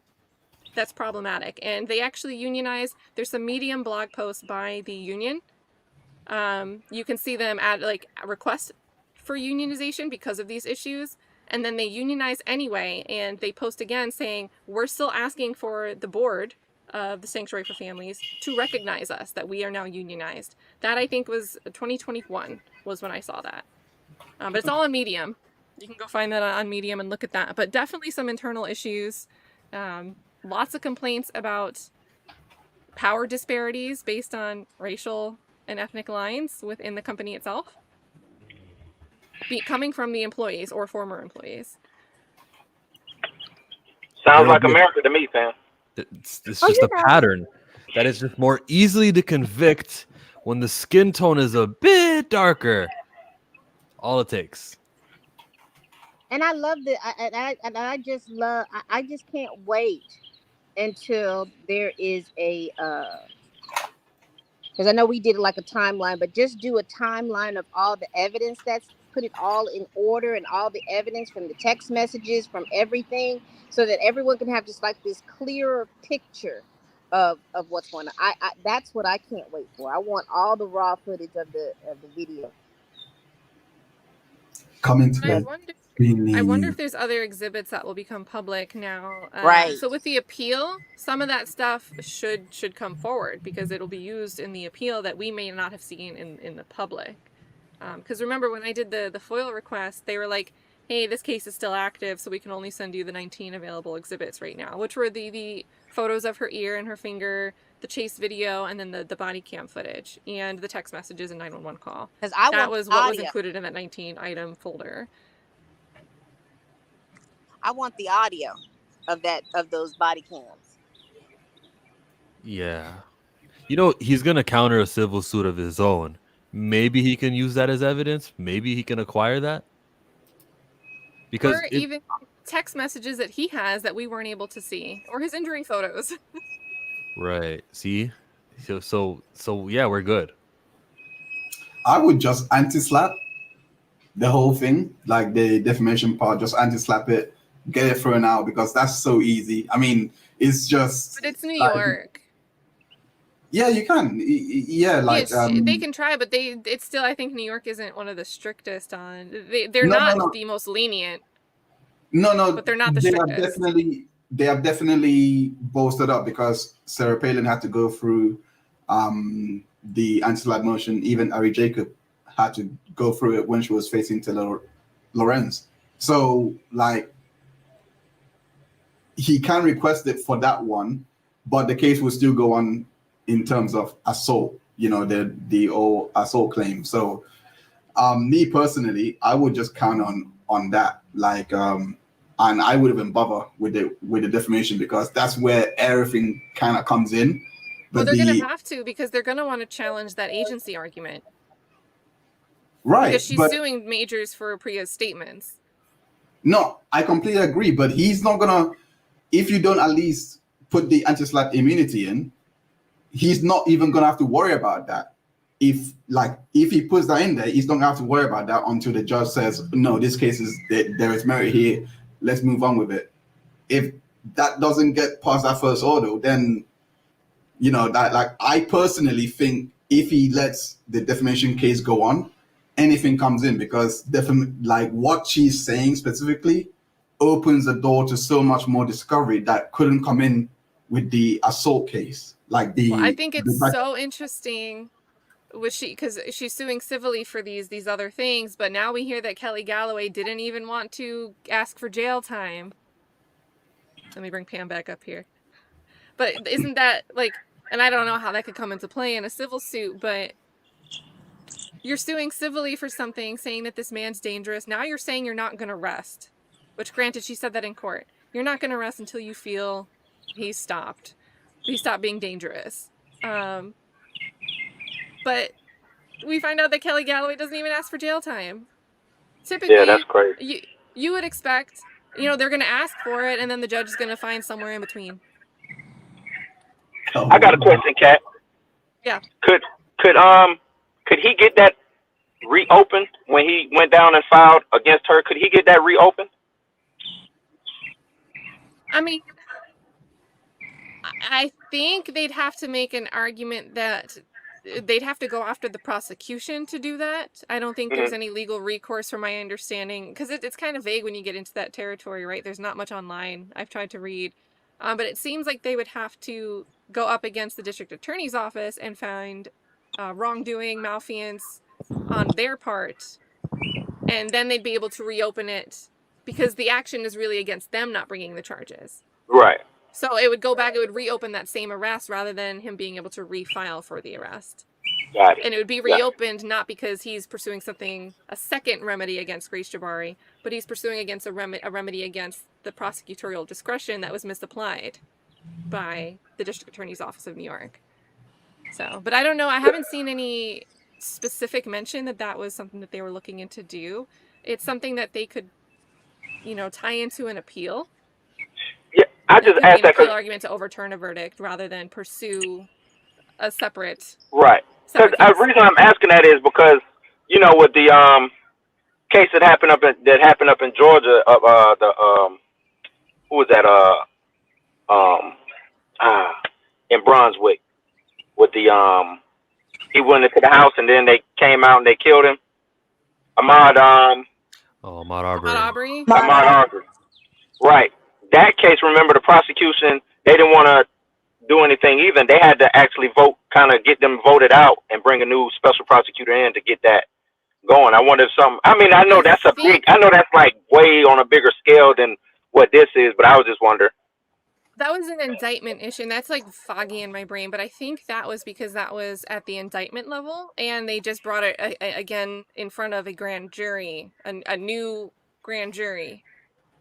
Right? They redid the prosecution put their case together and presented it to the grand jury, and then an indictment came down. I don't think he was indicted and then they dropped it, and then that's double jeopardy now in play. No, so they never got it indicted in the first place. Yeah, the three gentlemen who end up being found guilty that was not even prosecuted at first. It's almost like he was bragging on Facebook about it that they went and had to get, and one of them was a former police officer, the McMichael, the father. Yeah, it took the community and the the people to shine light on the situation. Is that Pam? Pam, you've got a buzz, I think. Oh, I'm gonna try again. Pam, you've got some feedback. You've got some feedback, Pam. But yeah, I remember they like stayed the indictment. They waited until they had a new prosecutorial team, and then they actually went forward with the indictment. Okay. And I think that's a great area, and all those procedures there's a different process, probably not even just statewide, but also in specific districts, different counties. Yeah. So, and that stuff's kind of hard to look into, because when you look at the actual procedures in most, codes, it's going to be like one sentence about the process, and everything else is just, here's what we know. Let me try if Pam's back. Okay, I think you're muted on your end, Pam. What was the buzzing? Was it like the hedges were being chopped? No, my alarm. I have alarm set up because see, I'm off today, so I have my alarms for me to go to work, and I forgot all about the alarms, and so sorry. And then when Why you wake up like to landscaping? yeah, that's what I'm gonna get up. I'm sorry, y'all. Matter of fact, let me check the rest. Don't blame. Don't even blame you, man. Oh, she's gone again. Can I When just her say about screen Ahmaud blocks out, it's Arbery? like the eclipse. Yeah. About us, Candace Owens I'm said here. something about how he was like inside the house. He's not this peachy clean victim, and I can't believe she said that. I can't believe she's trying to turn around and try to be like, guys, welcome me back. And I don't know. The Candace Owens is just dead to What me. I think would be interesting about her is she would know more of the details. So if someone hears he's in house, someone shoots because he's in house, that's like very vague, right? That those are not the specifics of that case. But you can extract those details and kind of hear that and think that that's your vision of the case and say, well, you can people break into your house, you have the right. But then you hear these details. He was in a house that was being constructed, not a property that this person it was owned. vacant. Right. Yeah, it wasn't his property, their property, wasn't the family's property. No. And it was a different time period. He was off the property when this was happening. And then they tried to say it was a justified pursuit, that they had the right to pursue. He was jogging. Yeah, Right. well, but my thing is, Candace Owens is not the type of person to not go and look at all those details. She's not the type of person to say something like that, operating off the one sentence she heard. She had to have known more context before she said She did. Candace Owens is one of, it's not a white or black thing with Candace Owens. Candace Owens is a shock job. Contrarian. Yeah, and she's Yeah, a that's grifter. it. That's Wherever it. she can make the most money is where she's gonna go. That's it. That's all it is. It has nothing to do with black or white. It's okay. If this is gonna give me the clicks and the views that I need to get where I need to go, then that's what it is. And No, it is though. It is because she never covered Jonathan Majors. This would have got her some clicks and views, and she could have been on her anti-women shit, but she wasn't. Or she's gonna be a contrarian. This is the narrative that is against the women who claim to be abused. Cover it, because I've seen people who are of that cover it, but for some reason, a lot of the guys who I know are racist didn't take the Jonathan Majors side of this. Yeah. I have some people that I was kind of surprised. They immediately made conclusions about this case, and the only thing, and I've watched them look at all these other cases where it's white man, white female, and they're, where are the actual facts? This has to be proven. False accusations ruin lives, and I really did not see that same sentiment echoed here at all. And here you had, like, what, 4 counts were dropped back in the springtime already, and then the other counts were consolidated right before trial gavel kicked off. Right. There's that's what was indications there that shameful. the prosecution found it was false. Right. And that's what was shameful. Nobody really did any kind of digging or due diligence on this case. They just all came out of the, just regurgitating the Rolling Stone for some reason. You know what I'm saying? Regurgitating the mainstream media instead of just doing a quick 5-minute journalistic Google search if they wanted to. You know what I'm saying? Like, it's just, I don't know. That's why I think this was on some money laundering 101 RICO. This was all orchestrated by somebody of high caliber, something to get money or whatever. It's just, I don't know. It's to not ask for jail time after we just sat here and went through this damn trial for how long? That blows my mind. Bruh. You could have said, hey man, take this class and be done with it. That from the jump, you could have said that. You didn't even do that from the jump. Now you don't want jail time? Right. And how many thousands of dollars of New York taxpayers' money you spent to fly 3 or 4 people over from England? The amount of time you had to do to get my favorite videographer, courtroom videographer, to get him here to do all of that work. The domestic violence person that you had to pay to get in, and you were complaining about the defense's expert witness and how much they paid. How much did you pay? How much did the taxpayers have to pay? And you asked for no jail time. No jail time. They wasted everybody. Jonathan Major could be doing Kane 5 right now. You know what I'm saying? Like, Isn't doing it already? This is crazy. His Marvel deal is done. There is no Kang 5. Fell asleep. No, I'm just saying they wasted because it blew up the way that it blew up. That's one of the reasons why he's not with Marvel. Who said that? Someone actually said that the reason, I remember this back in March or April, around the time last year when this whole thing, that the only reason why New York is pushing this case so much is because they can't actually pull out now. Like the police, like based on what Priya was speaking out, etc., that the police put themselves in such a bind that they were saying things like, this is a rich neighborhood, or all those things, that they can't just pull out of it. They have to now kind of see the case through. I wish I remember who said it. Like it was in a tweet. I don't know if it was Natalie or I can't remember. But it kind of, looking back in hindsight, it kind of makes sense. Like why they would be so gung-ho with the prosecution to bring this case forward, if that makes sense. We're not here if it's not for the cops. He dialed 911. Okay, they get this girl medical attention. Them putting and the way that they would stand in front of each other's body cameras as Jonathan's trying to show my coat is ripped, and then you see a guy standing in front of him, or the dude's turning around and facing the opposite directions. The way that they just worked that morning, that they were a well-oiled machine. Oh, who said it? The hand signals. Did you see all the hand signals? Yeah, like what was it? So one of the cops said, if I slap you in the face, or like that doesn't break a finger. It wouldn't break a finger. Yeah. I remember that. Like, so much was going through. They kind of started those. They got the ball rolling on this. Really, like those leaks. I kind of agree with Nali now. She probably shouldn't have leaked all those things because they probably would have gone away. Probably would have. It probably would have gone away. So behind. They do have access to this. They've heard it. I mean, Priya Chaudhry, Jonathan Majors. Yeah. Why can't they just reveal that, this is the police body cam footage. We have access to it here on the internet. This is the bullshit that they were on. Can't they do that? It was a gag order. Was it a gag order? No, because they wouldn't have been able to release the elevator footage close to trial. They released that. So if there was a gag order, that they wouldn't have released a lot of the evidence. So I don't think so.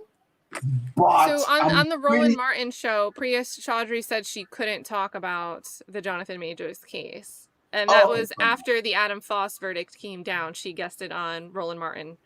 And it was before the trial. Okay. It was like November 3rd was the Adam Foss. It had to be a gag order. Well, that gag order was put down after she received all the information, because you remember back April, May, and June, they were requesting a lot of the information and they weren't getting it.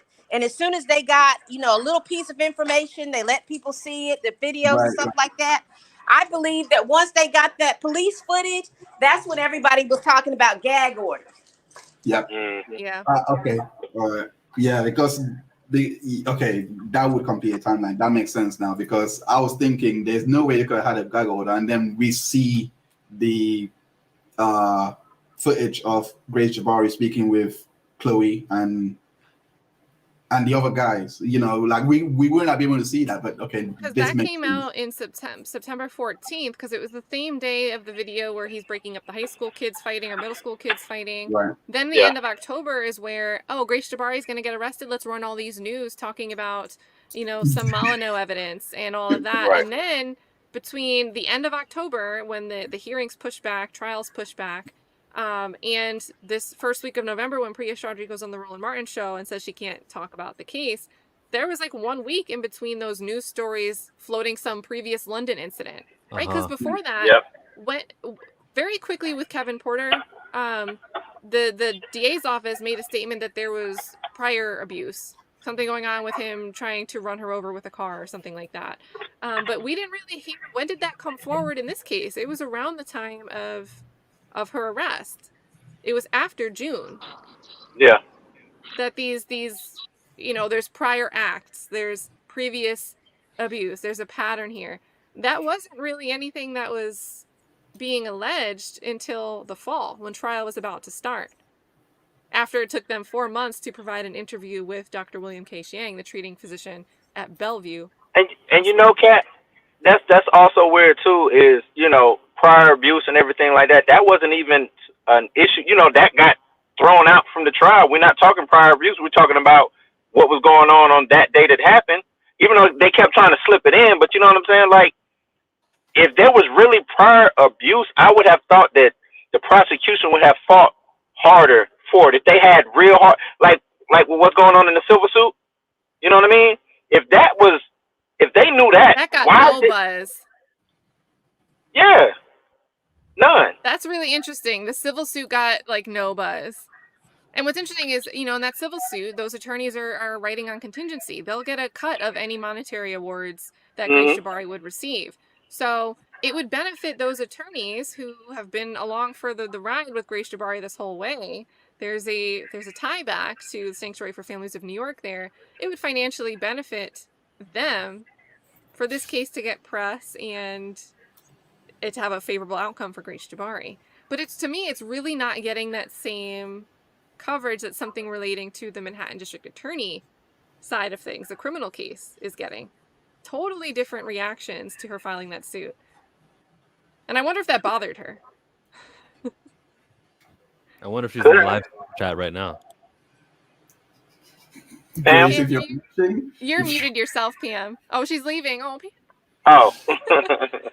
I thought I had her muted, but it said it was her, so I didn't realize she was leaving by. She says, can't hear it dropping, so she's going to go back.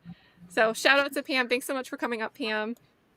And protect your eyes. Don't forget to put your glasses on when that eclipse happens. Yeah.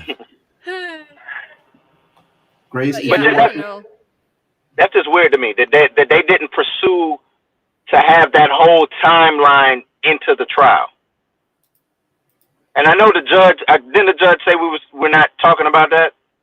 We're only sticking to this, but then I don't know. Now that I look back at that trial, looking back at that case, a lot of that didn't make sense. The recordings, letting them talk all of that to try to set the scene, so to speak, you know what I'm saying, with the Coretta Scott King situation, the beach situation, or not the beach, but once he get drunk, coming, you know, drinking the wine, driving, all, yeah, you know, all of that, like, that didn't make sense because it had nothing to do with what actually happened.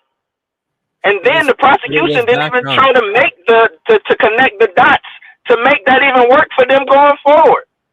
Exactly. But that's what the point of it. It was background information. It was not supposed to be accepted as evidence. Neither was the little the text messages or the what was the big thing that the text messages. That was it. Yeah. The people the last day. And the recording, the audio recording and the text messages. You opened the door. That's it. Hey, the prosecutors were fighting hard though to get these other witnesses in. They were working hard through the media. They were trying to motivate his prior exes to speak up, right? Look, there's so many people. Hey, put out this article on Rolling Stone, talk about it at Variety, talk about it. But when it came down to court, no one was playing ball. Even with the civil suit, I don't hear it's a multiple women, suit against Jonathan.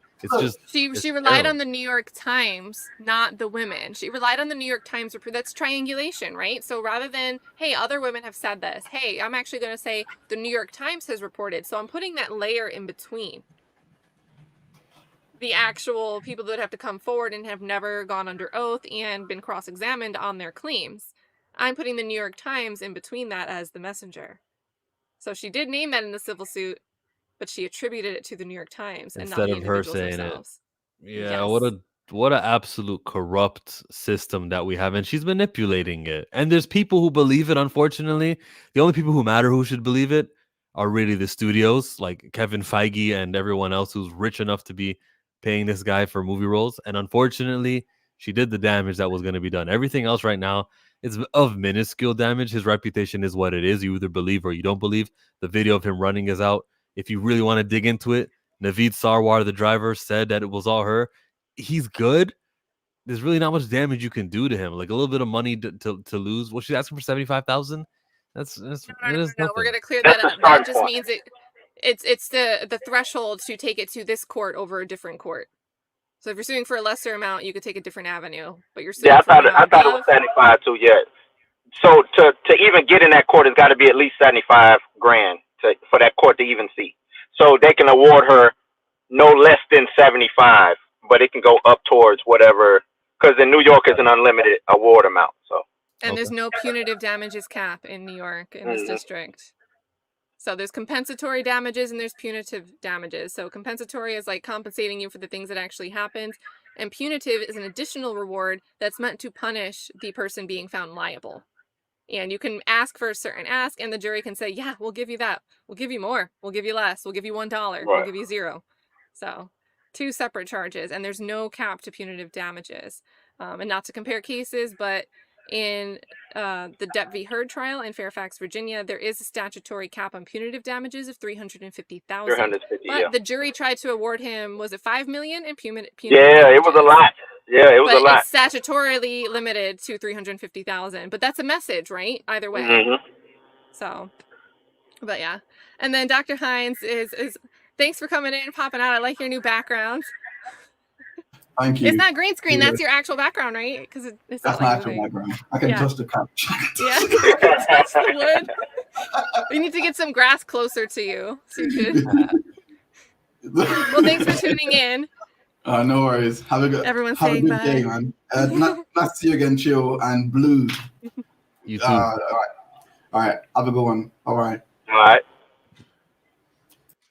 I was about to say enjoy the eclipse, but I remembered he's not going to see the Yeah, eclipse. he's not in the thing. You guys get it in Florida? We'll be able to see it. We're not in the direct line of totality or wherever. Rochester is. So all my friends in Rochester are like, it's crazy. Like all the Airbnbs are rejecting their old bookings to gouge up the prices and rebook. Oh, wait, what's this? I'm getting a report. It's saying that the district attorney's office in Manhattan is going to sue the sun because it's going to get dark. They said that we have a consistent... the intent is on the sun's face. Or the moon, right? Would it be on the moon? Oh, yeah, it would be. They're going to blame the sun for what the moon did. For what the moon did, yeah. Because the moon is chasing after this. Yeah, moon is chasing the sun. That's What's your wild. magnetism theory? The moon is not chasing, it's following. It's magnetism. It's gravity, the gravitational pull. That's crazy. That's the best joke you've ever told, Kat. I'm gonna just make my channel name Killmonger with it. No, make it Cat Williams because you are. No, I'll get the. Okay, so my ex's last name was Williams, and I was like, this can't happen.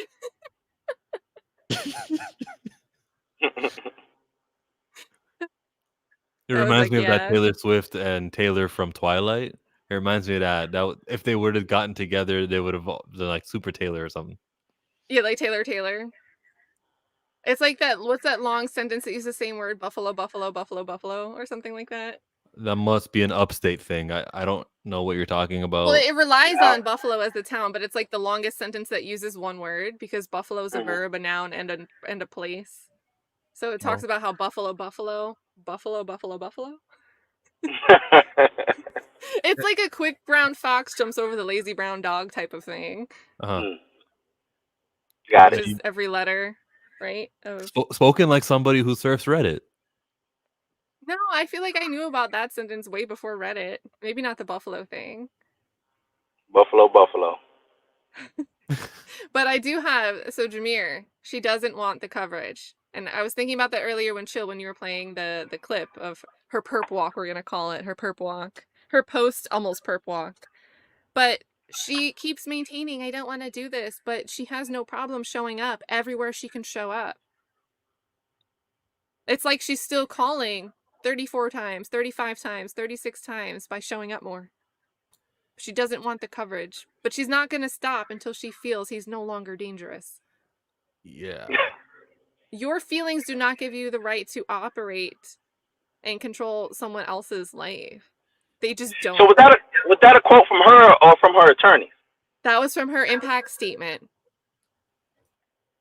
I thought it was the attorney. Wow. That was her delivered to while she was facing the judge. Because she was at the lectern. So she was standing where an attorney would be standing, delivering their arguments, saying her victim impact statement to the judge. And she said that. And she can only speak, as Lauren Victoria Burke told us. She can say these things in court. She's protected. Yep. But she can't go out and say these things or else she'll be hit with a defamation suit. So when she goes to the red carpet at Barbie, she's really got to watch what she says. And no, I think there was an actor strike. Wasn't there an actor strike during the Barbie premiere? There was. Yeah, it was. Yeah. I guarantee you it's an interview coming up for her. They're trying to put something together. They got to. Because this kind of went off like a dud. If you think about it, this sentencing has gone off like a dud for her on their side. No jail time, no probation. All he got to do is go to class. That's a dud. There's not much fanfare. If we didn't have the Twitter reporters, we wouldn't really even have much fanfare that she was there. The ABC article, and that's ABC, guys, had pictures of him and Megan. There's no pictures of her showing up. When the trial was ongoing, let me know when you're ready, Chill. Oh, so you're so quick. Director Chill, Director of the Year. There's no pictures of her. And this is ABC, right? So that could suggest what? Maybe they don't want to give her the coverage. Yeah, they don't want to be in another lawsuit again because everything and it's used. And they're being friendly to Jonathan too. Yeah, they are. Stephanie so McMahon. The articles I read all said they mentioned the acquittal on the other two charges, which is progress. Yeah.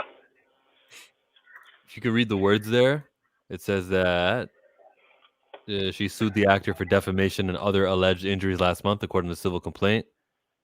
Wait, I just missed it. But here we go. Chaudhry said in a statement to ABC News following the filing that Jonathan is preparing counterclaims against her. So we're getting some fireworks soon. Yeah, so there's going to be an appeal, reply, because you have to reply to the claims against you.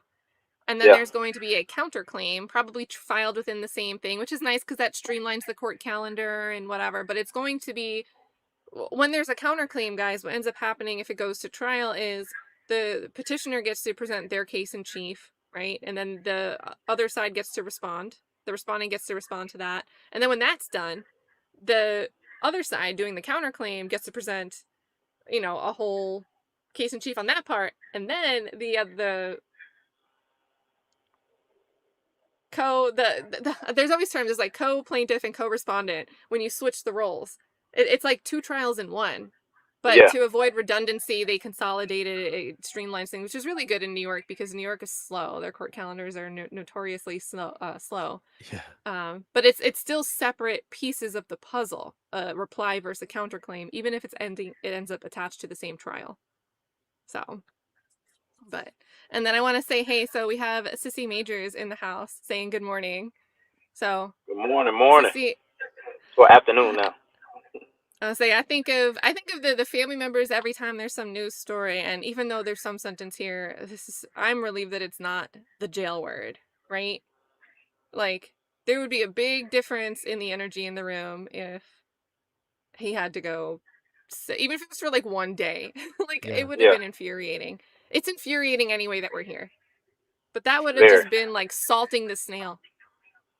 What's infuriating is that he got cut and he had to, like, you know, put some polysporin on that. He had to treat it, mend it, wait for the scar to go away, and nothing will happen to her because of that, unless he goes his route and charges there. That's that right there. Like that wasn't just there for one day and it went away. That might have taken a little bit of time to heal.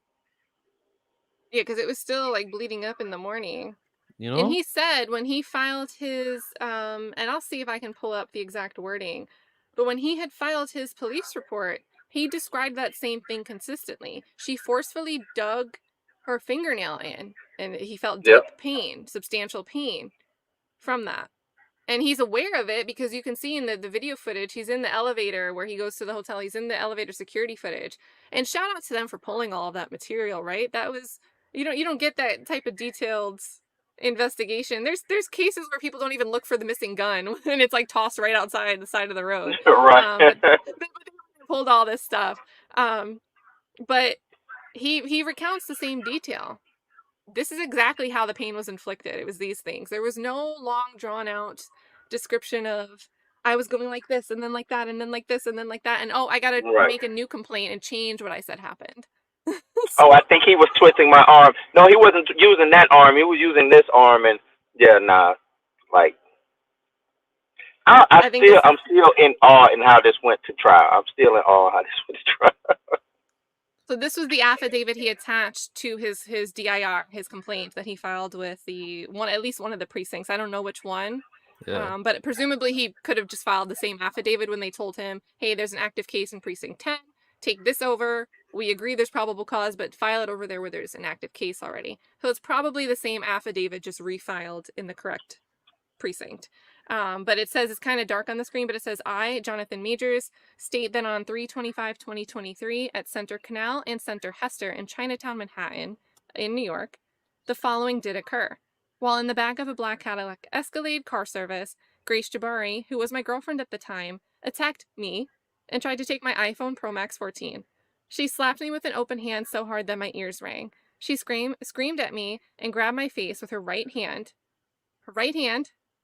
digging her thumb nail into my cheek, causing immediate severe pain, a cut, and bleeding. She also scratched my right arm, in which I held my phone, removing skin and leaving scratch marks on my arm. When the car came to a light, I tried to get out, but the door was locked. Jabari was still attacking me, so I asked the driver to unlock the door and I jumped out of the car. Now we have testimony from Grace. Yeah, he did ask the driver something, and I didn't ask the driver anything. So who needed help? That's why Priya Chaudhry asked those questions. Yeah. So Jabari was still attacking me, so I asked the driver to unlock the door and I jumped out of the car, even though there was oncoming traffic. Jabari followed me out of the car and I calmly told her not to follow. She was drunk and hysterical, so I was worried she would be hurt by traffic. So I physically picked her up and put her in the car, but she kept dragging me and trying to get out. Jabari suddenly calmed and got out of the car. So now she's in the public, we can see that. Yep. As soon as she's in the public light, she goes, oh, tighten up, straighten up, look good in public, hide what I was just doing. So she calmed and got out of the car and we walked across the street. As soon as we reached the sidewalk, she tried to get my phone again and tightened her grip on my arm. I started to run away, but she grabbed my arm again. I broke free, kept running, and called my manager to get me a hotel and help me find my driver. As I was returning to where I thought the car would be, and that's where this screenshot, this is all they showed in the thing that I was watching that I saw it, and I don't remember where this is from. I think it's the Good Morning America interview maybe, because it says Hulu at the top. I just screenshotted it. But what do you guys think? On a scale of 1 to 10, how does this reflect what we are able to see from available footage? Yeah, what's with the cuts? Because in the available footage that we saw, what pisses me off is that he's saying here, I got out the car myself. I got out.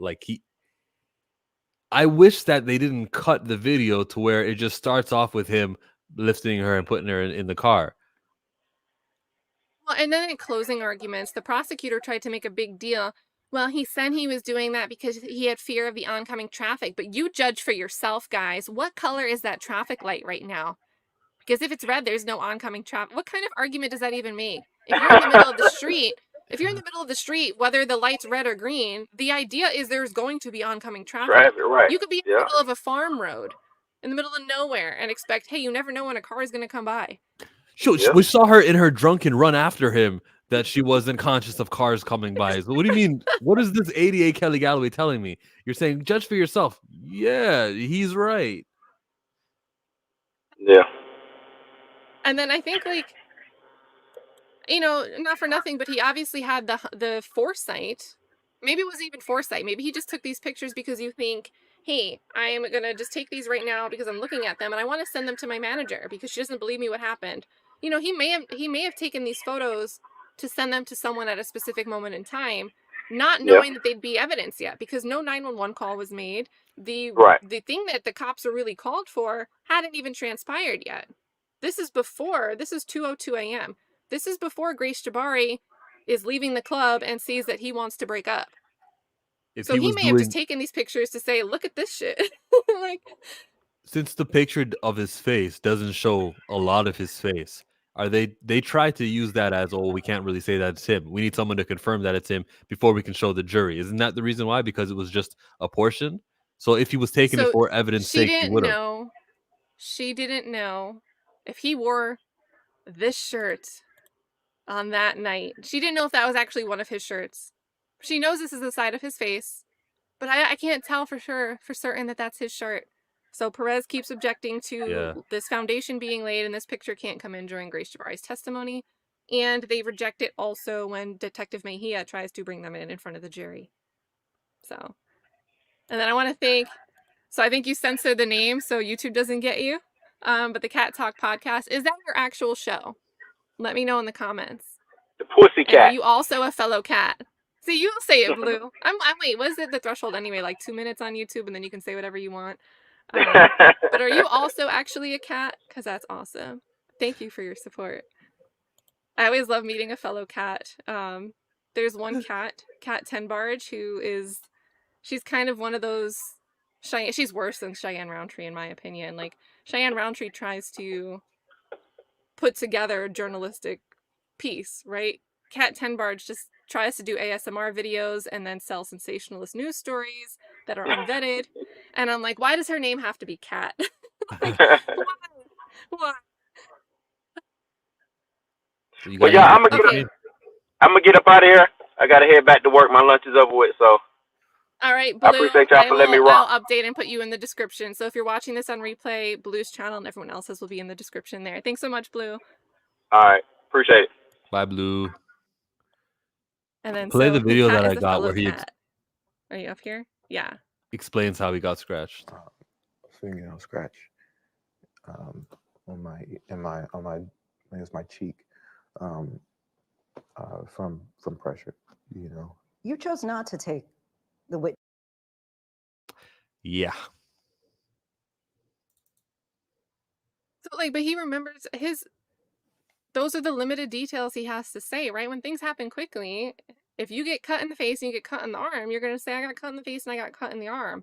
You don't have this frame by frame. This is not, I always think of that Dragon Ball episode where they break down, it's the whole episode breaking down frame by frame what happened in 2 seconds. And they're explaining to the caster of the fight, well, what even happened there? And it's like, well, first I did this and then I did that. That's not how things work in real life when you're trying to recall a fight that you were just part of. You remember the key moments because it's going to just be a couple seconds, a couple minutes maybe. But she had like 40 pages remembering details, play by play. She said it felt like forever.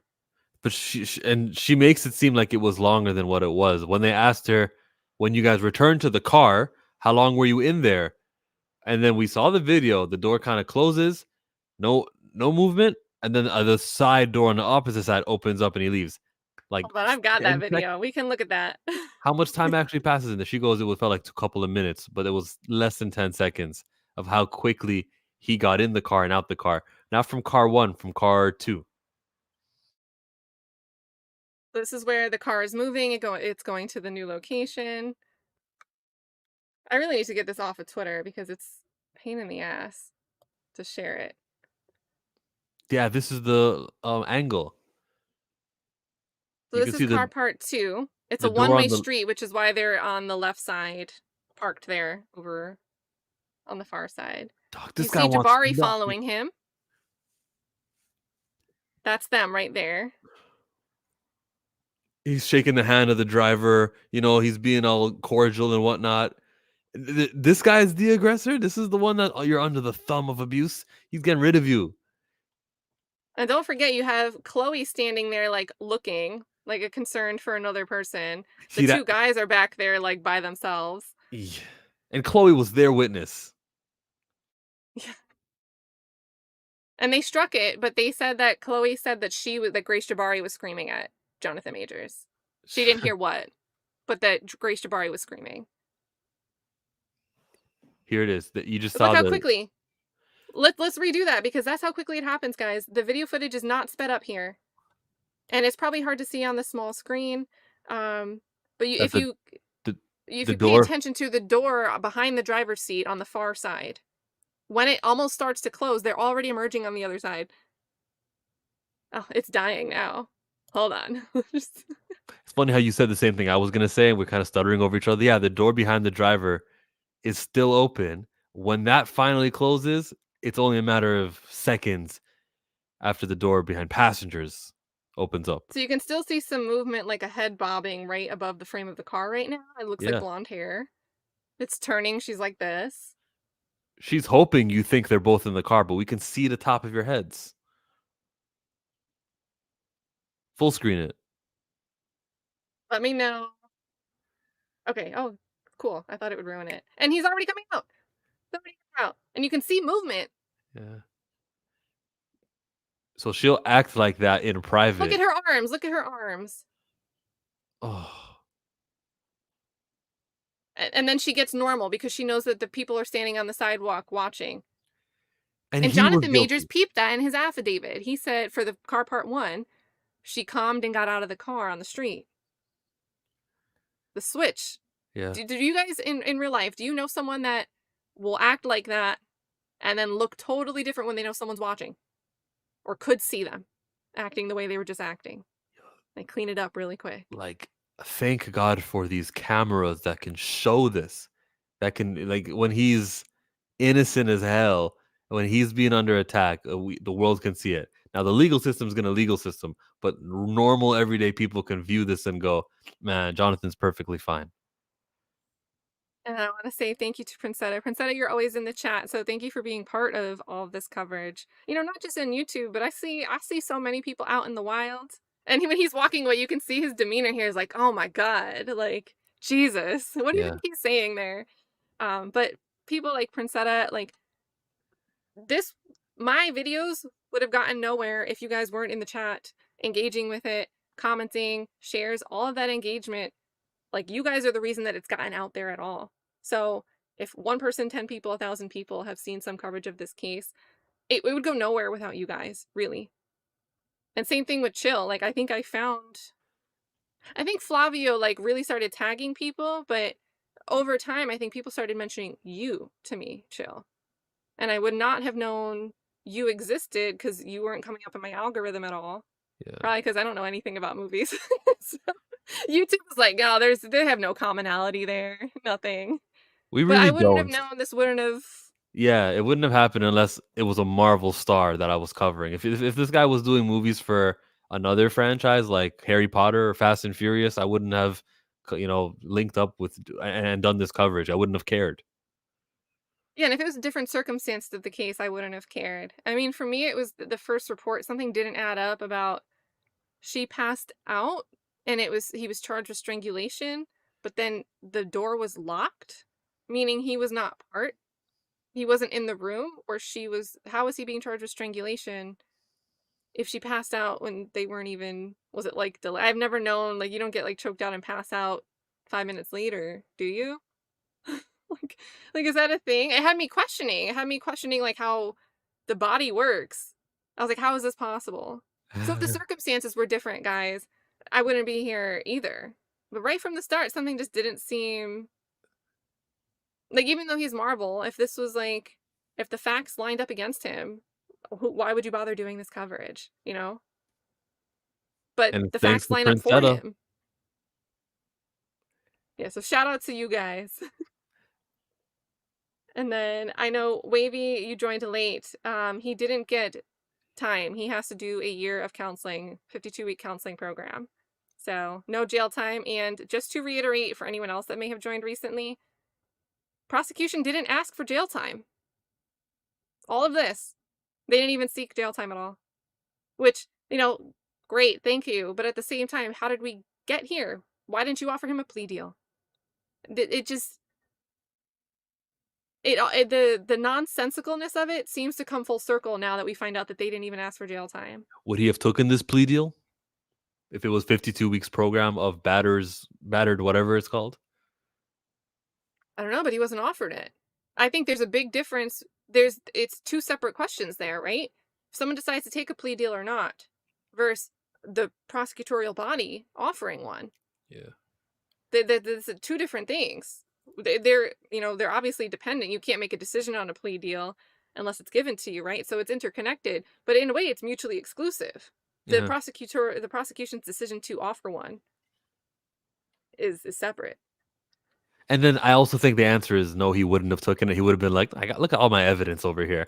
I've got the driver and every witness and camera angles. Her finger's perfectly fine, so you can't say I caused that injury. And contracts still on the line that haven't exactly dropped me yet. Like, yeah, my talent manager stepped away, but Elon Rispoli did. Is Elon Rispoli still affiliated with him? Maybe, because it was only the lead company and 360 Entertainment that left him. Yeah, so that's also going to be interesting to see. Maybe in the civil case we'll get more information on what was going on right before the door knocking that we couldn't get from this case. I mean, I didn't request those transcripts. I could. I think we kind of got the important stuff out of Elon. Like 70 to 80 knocks around the time frame that she was supposed to be unconscious. Something doesn't add up there exactly. But yeah, you guys, so I don't want to put anyone on blast, but you guys are in the chat saying, people that act one way behind closed doors, but as soon as the perception can become public, they tighten up. They get it together. They put on they switch. And then all of a sudden, this isn't the only case where you hear, oh, all these things happened to me behind closed doors and nobody ever saw it. Why? Because how do you refute? How do you refute that? It's like a Sasquatch argument. It's Bigfoot. How do you refute me if I came and said I saw something and I was the only person there? That's really what this type of argument can be sometimes. And sometimes it is really true where a victim only experiences things behind closed doors, right? But you can also, on the flip side, you can also claim that and know that you can't prove a negative. So unless your skin tone is darker than hers, then all of it is on the line. I'm curious to know what Danny thinks, because I haven't seen her tweet anything, or Dre either, and I'm like waiting on them to give me an update. Were the words exactly battered syndrome, battered abuse counseling? Was it domestic violence counseling? What type of counseling was it? Anger management? Like, what are we talking about now? That's what I'm thinking about, because I'm updating and refreshing my Instagram feed to see what Dre is saying. And I know Dre is in New York. So the Dre Max Show will probably have a better report. The guys, look out for that on his channel whenever he live streams. Let me get Lauren Victoria Burke, let me send her an invite link before. I'm going to pull up some pictures she sent. But before I start talking about something she said, let me make sure she gets this on with Chill if you want to come up. Because I know she's in New York, so Lauren probably, maybe, did she go? She went. Yeah, she was there. So I don't want to, let's see. She's saying Priya's statement in court today, and I'll wait till she comes up to read that. But she says Grace came in with a 5-person group. She thinks that 2 people may be from Sanctuary, and then also one of the friends who testified. So Ben Toddy. So let me switch to this tab. And then let me separate here. I hate sharing stuff from, just on principle, I don't want to share things from DMs, but the only thing you see in DMs between me and Lauren Victoria Burke are talking about exactly this right here. So that's her sister in the background. Oh, and I see her there, on the back. Is that her, or is that, she looks funky. Did what was her outfit description? Did we get an outfit description from Victoria Becampus? Because you know she would have, right? Let me open up What's a new going on tab. with this courthouse? There's like the windows falling apart in the background. Do you see the caution tape in the They window? don't. They just, yeah, that's the thing. They But they yeah, don't want it to this be. was Ben Toddy.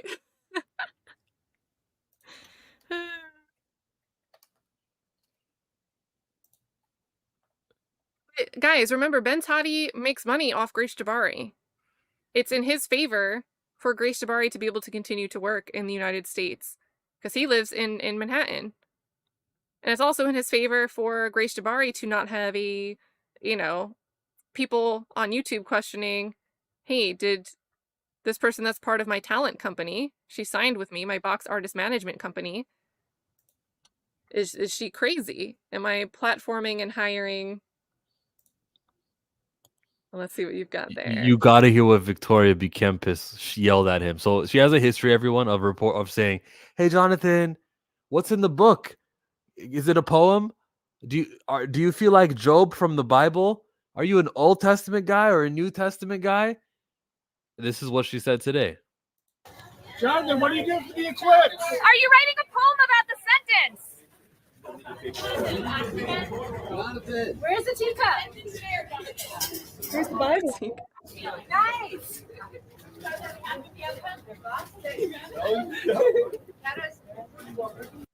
So they're happy. It's a holiday. He doesn't got the teacup with him anymore. Where's the Bible? Jonathan, what poem are you like? It was Christmas for them. Like they were loving it. Yeah, she had a lot of questions like, did you read the book of Job? And like, it was just asking, like, very focused on the props and the appearance and like superficial things, which is kind of like, Yeah, she asked Megan a question one time too, which is foul. I don't remember that, but I can picture it in my head. Like, I can just imagine it. You know why I know it? Because of that big mega video I was doing. Remember I told you how I'm doing like a 2-hour video? One of the questions were about where to I'm rubbing Megan. off on you. Yeah, you are. That's going to be good, guys, though, because it's going to really look at all those social commentary and the reactions and, you know, kind of looking at the way that people intuitively, and maybe in their own different ways, it's not always going to be in the same way, perceive things as they're happening as we find out information. And while, I don't know, are you pulling up a clip from it? I 'Cause while am, you do but that, don't share it yet until I I won't. say You let me know. Black Beautiful is bringing in information from Danny that Danny has tweeted. Time served, aggravated harassment citation, not a crime, and 52-week LA based. So it's going to be LA based diversionary program on third-degree assault charge. So it's a diversionary program, and then a $240 surcharge or fine, which is, you know, they're gonna get that in any court you go to. You could jaywalk and they're gonna be like, oh, we'll drop it, but we still want you to pay a fine anyway, some surcharge. And then PM, I don't know, because if Danny says she wants to do a stream, I would like to be able to like redirect and dump everybody over there. So it will depend, probably not very long, but whatever. I don't know. We'll play it by ear. And then chill. Thumbs up. ready. Do you see it? Yeah, go ahead. Megan, what do you think about the texts? Yeah, that was it there. Megan, what do you think about those texts? It's just fake, Victoria. Imagine. Imagine if Oh, she said that. everything inside her wanted flames. to. They're And so yeah, I weird. agree. I They know. should have been dismissed. Yeah, they're so weird because I understand historically, or I understand the concept of a victim of wanting to stick up and defend someone who is validly, you know, recklessly assaulted, intentionally assaulted, all that stuff. Sure, I get it. I understand. It's clear that this isn't that case, and you're weakening the believability of future times someone is going to claim that they're a victim by going so hard and strong against Jonathan based off of some guy in Yale who said, you know, he was physically intimidating and all that stuff. And you're just, it sucks that they think they're doing this great thing for society when in fact they're not. They're exposing that this could be manipulated, and they're pointing out the holes of the system, of the legal system. They think they're being, and I think the same thing. I think I'm fighting white supremacy every video, with every post and every informational thing and every joke that I do. I think that I'm combating a system myself. We're both looking at it like we're heroes or heroic, except they're ignoring the driver's testimony. They're ignoring the video that we see. Like, I feel like the only reason we are here having a conversation where people are like, thank you for having this conversation and letting us talk about it, is because it doesn't make sense. The things that should have stopped this in its tracks were just like, oh no, keep pushing forward anyway. We'll find another thing. It's like, I don't know. It's like, once you burn something while you're cooking it, you can't really save it. A little bit of char on a hot dog can be pretty good. A little bit of char on a burger can be good. But when you burn something, Yeah. you can't save it. But it's like they're deciding, well, let's just keep cooking it anyway. Just add more to it and let it cook in what's already burnt so it can also taste burnt. Because that cow is a female. This is a bull versus a cow. A heifer. Yeah. Oh, All we need cows Pam matter. back. What'd you say? But we need Pam back. We- Talk we about need- them heifers. So Lauren she said, give me a second. She's going to jump up. So we'll talk about Priya's statement. Guys, when I talk about Ben Toddy, that's the picture we just saw. Again, he's the one that testified. He went to Bellevue with her and went back to the penthouse after. And he's the one that was like, and I said she probably should get out of there, but she kept dilly-dallying around. And I had to pack her bag for her London trip because she was going to do some dance project here. This is his company. He's a creative agency for choreographers and dancers. Now let's get Lauren up, because I don't know if she's actually short on time, but she's here right now. So let me pull her up right away. And hey, Lauren. Hey, Lauren. Chill, how you doing? Chill, Doing Kat, good. how you doing? How are you? Hi.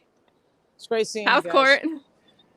Yeah, it was amazing. So what we had expected in terms of the sentencing, I think it was actually a little long, to be honest, because some people would say it should be 6 months. And so he got a year, as you probably already saw reported. The courtroom was pretty full. I thought actually there was more reporters there than I had ever seen at any previous time. I was a little surprised at that. There was a good maybe 15, 16 cameras outside the courthouse, and then another, I would say 10, 12 cameras right outside the courtroom.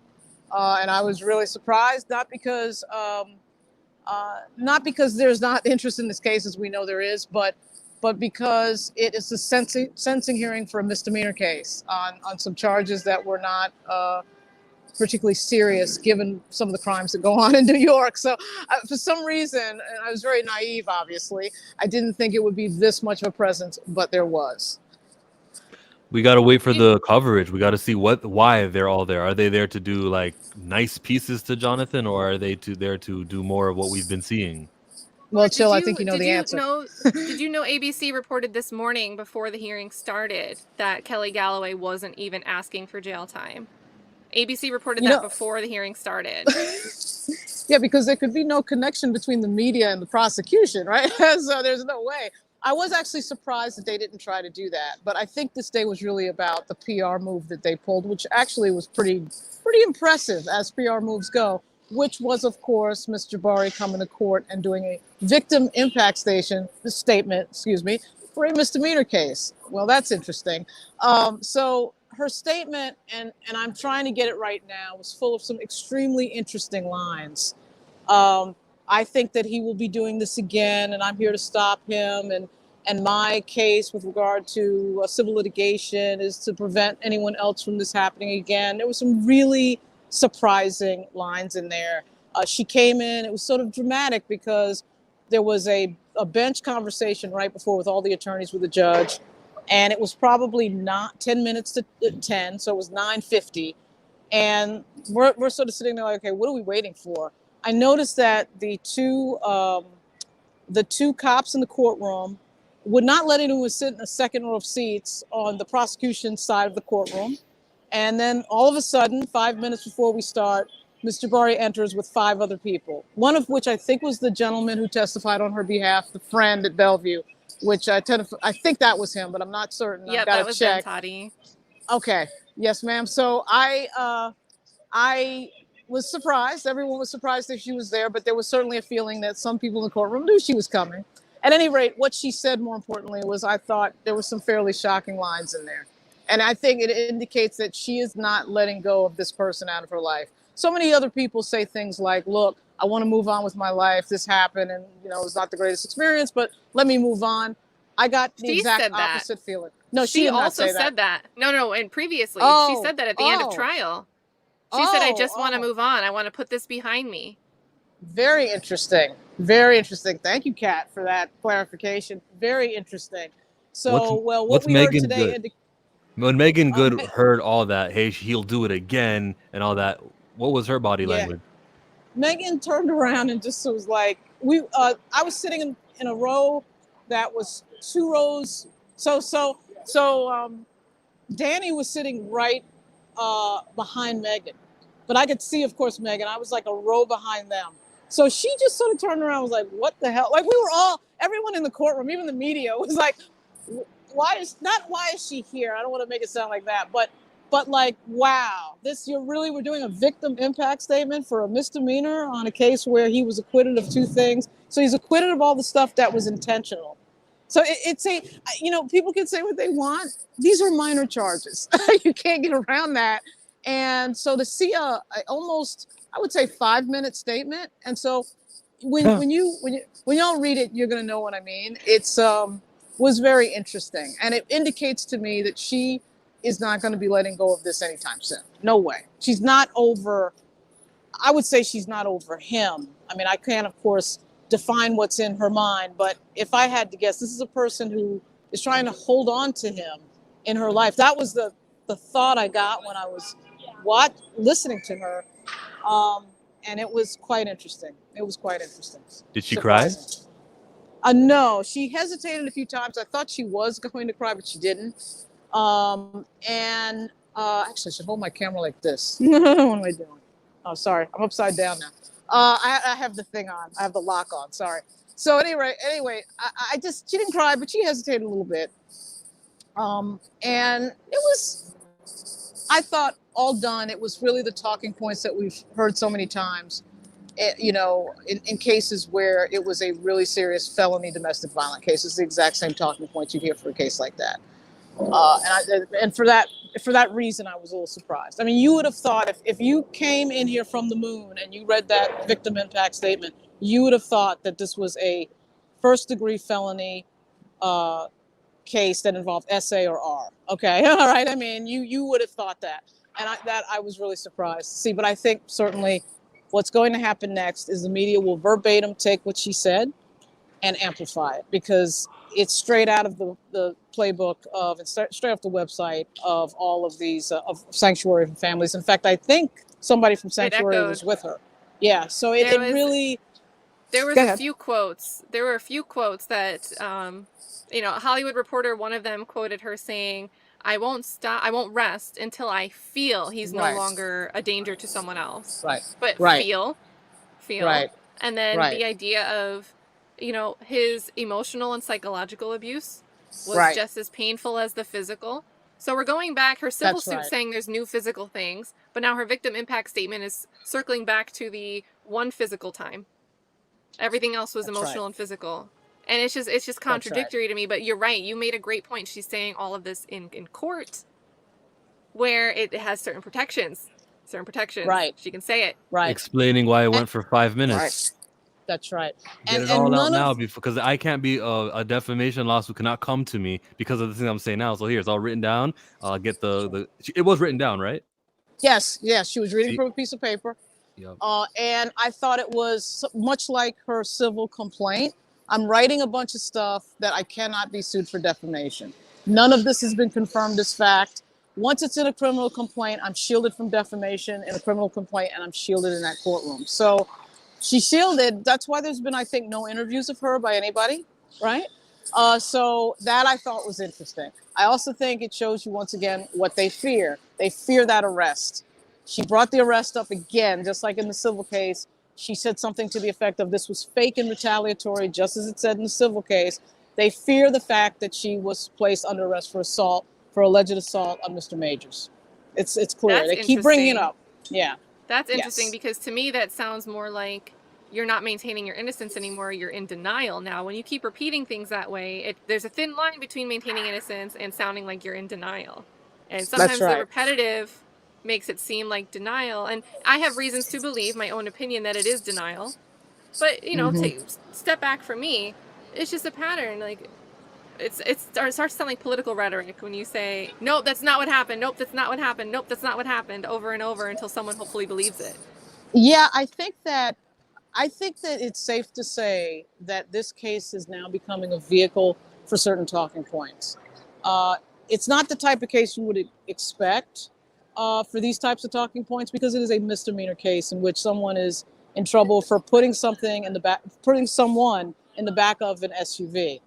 So I'm surprised. When I got up this morning, I saw that the Manhattan DA's office was prosecuting a man who had murdered someone in a hotel room and then ran to New Mexico. These are the types of cases that office typically would be dealing with that you'd hear in the news. This is a misdemeanor case, and if John Majors' name was Joe Smith, you cannot convince me that we would be sitting here talking about this. It is very surprising, and I think it marks a change in the ideological standing in that office. I just cannot. I can't get away from that. They are changing the way that they're prosecuting cases. Well, I've had some thoughts, and maybe you can, you got my gears turning when you did that video, and you said on October 25th is when Judy Kluger got that appointment as a special advisory board on Alvin Bragg's prosecutorial office. You can't generate, if we're trying to stop prosecuting victimless crimes for, having weed, possession, things like that, and we're not getting funds and surcharges and fines from all these cases because we're prosecuting them differently. We're giving them less fines, if anything. Well, the Crime Victims Fund is shrinking, and these organizations need funding. And they're writing to our political offices and to newspapers and saying, we need more funding. So we've lost Lauren, but maybe she'll pop back in. But I think Internet needs more Lauren, funding. yeah, but that's really like what I think Lauren's saying. It seems like this DA's office, remember, Lauren is in New York. She lives in New York. She's reported on what goes on in this specific district for years now. She's well aware. So when she's saying that the ideology is shifting, I say follow the money. And I would love to have Lauren's insight on that. She's touched on it a little bit in some of her own videos, so make sure you go over to her channel. If she jumps back in, we can let her delve into it. That But same let's video you're talking about, I was in it. She took a screenshot of me, and I was like with my mouth half open. I do that. I do that a lot. I do that to When you myself, and then screenshot somebody talking, we don't talk with like pretty faces in between. We're either doing this or the, or we're blurry and fuzzy because we're still moving, and that's just the frame that gets shot at. yeah, and I don't really think about it. Like if I'm screenshotting something and something else is on the screen, I don't really pay attention to the face that's in the corner. And then I'm like, later, I'm like, oh, that's a little awkward. Sorry. I did that to AV. One of my clips for AV was like, she was like, I was like, oops. But, and I think, let me see if she messaged. So no message. If she jumps back on, let's look at the statement. It's sent in 3 different pages. So How much did the state spend on this case for him to pay $250? right, definitely not recouping those losses. But they made the streets of New York safer.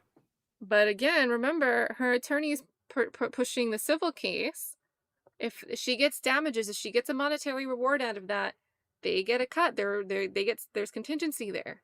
They win this case, we get some money for you. I'm sure their overhead's being covered by Sanctuary for Families. I can't say for a fact, but that seems logical. But then you also get on the back end percentage of any monetary awards after the civil suit. So it might not be the money trail following the district attorney's office. The money trail could go to these nonprofits that work intimately with and lobby for these political positions. Sanctuary for Families has donated money to Alvin Bragg. I don't know if that's always that big of a deal. People donate to politicians that seem to align on platforms, right? It could just be someone in the office making these kind of blanket decisions. But at the same time, it's still context, and let's put it on the table there. Maybe it's relevant, maybe it's not. But the money, it triangulates. Let me switch over. And then, oh, we have a video. Let's do. So Lauren's back. Sorry. Let's pull Lauren back up. That's okay. I was gonna pull up this letter, but chill. What do you have on your screen? I have Brian Buckmeyer reporting. I didn't see it yet. I was gonna react to it now, but don't worry. Okay. wait on it. So Lauren, back to you. Sorry, I've got. I just wanted to give you some New York skyline. That's why I wanted to change the camera. To get the Do New you York have your in the eclipse background. glasses? You're gonna go stare at the sun today? I do not. I know I got to get the eclipse glasses. I don't have them yet. I have a feeling Amtrak is going to provide everybody with that. Anyway, you probably, probably saw that. I don't know what they're reporting yet, but of course we saw all of our favorite reporters. It was, I was a surprising number of people there this morning. I'm not sure why I'm surprised, but I kind of am. Because I guess today's eclipse day. I thought, oh, it's eclipse day. People pay attention to that. Wrong. That's not what happened. Well, they So probably anyway, knew this would close out and get done before eclipse time. Right. I'm gonna pull true, Pam up too. We've got true. Pam And, back. You guys are getting steps good. in. Oh, Pam. I'm just all lazy sitting here. Oh my God, I gotta get my steps in. I was looking at myself in the mirror this morning. I gotta get the steps in. But yeah, so what else did you notice? Did you see anything out there with reporting or anything? Cat, Chill, that was like, what was that? Because that's interesting that ABC reported that beforehand. That is interesting. Yep. There's a report I saw that he's going to do counseling for battered women's counseling. Victoria or something. used that wording that it was a battery program. What is the counseling officially? Is it anger management? What is it? That was in fact the official title, believe it or not. That did take me aback as well. I was surprised that it was called that. Sorry for all the movement. I was surprised that it was called that as well. It is in fact called that, but I will double check. It probably just has a generic title because they love to throw around the words domestic violence in everything that they're doing, even when, by the definition of this case, the charges were not intentional, but, you see everybody's just ignoring that, right? It's just, it's always the worst classification, the worst definition that they can use. So it is really stunning to watch a case like this because it really is kind of a throwback to what we saw in the South in the 1950s. And so I'm really surprised at a few of the elements of this case.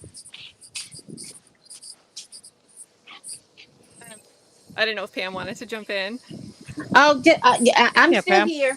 I'm moving. Hey, everybody! I'm moving, and because I want to see the solar eclipse or what I can see, and I'm running in and out of the house. And But so taking a funny walk because your to, avatar looks like an eclipse. It does.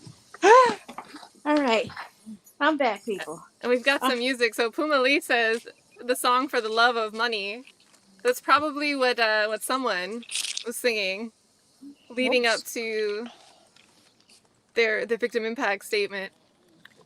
To talk about that, because that was interesting, the language that was used about until I feel. So I guess if we want to correct that, until I get paid to stop talking. Yeah. Then I won't.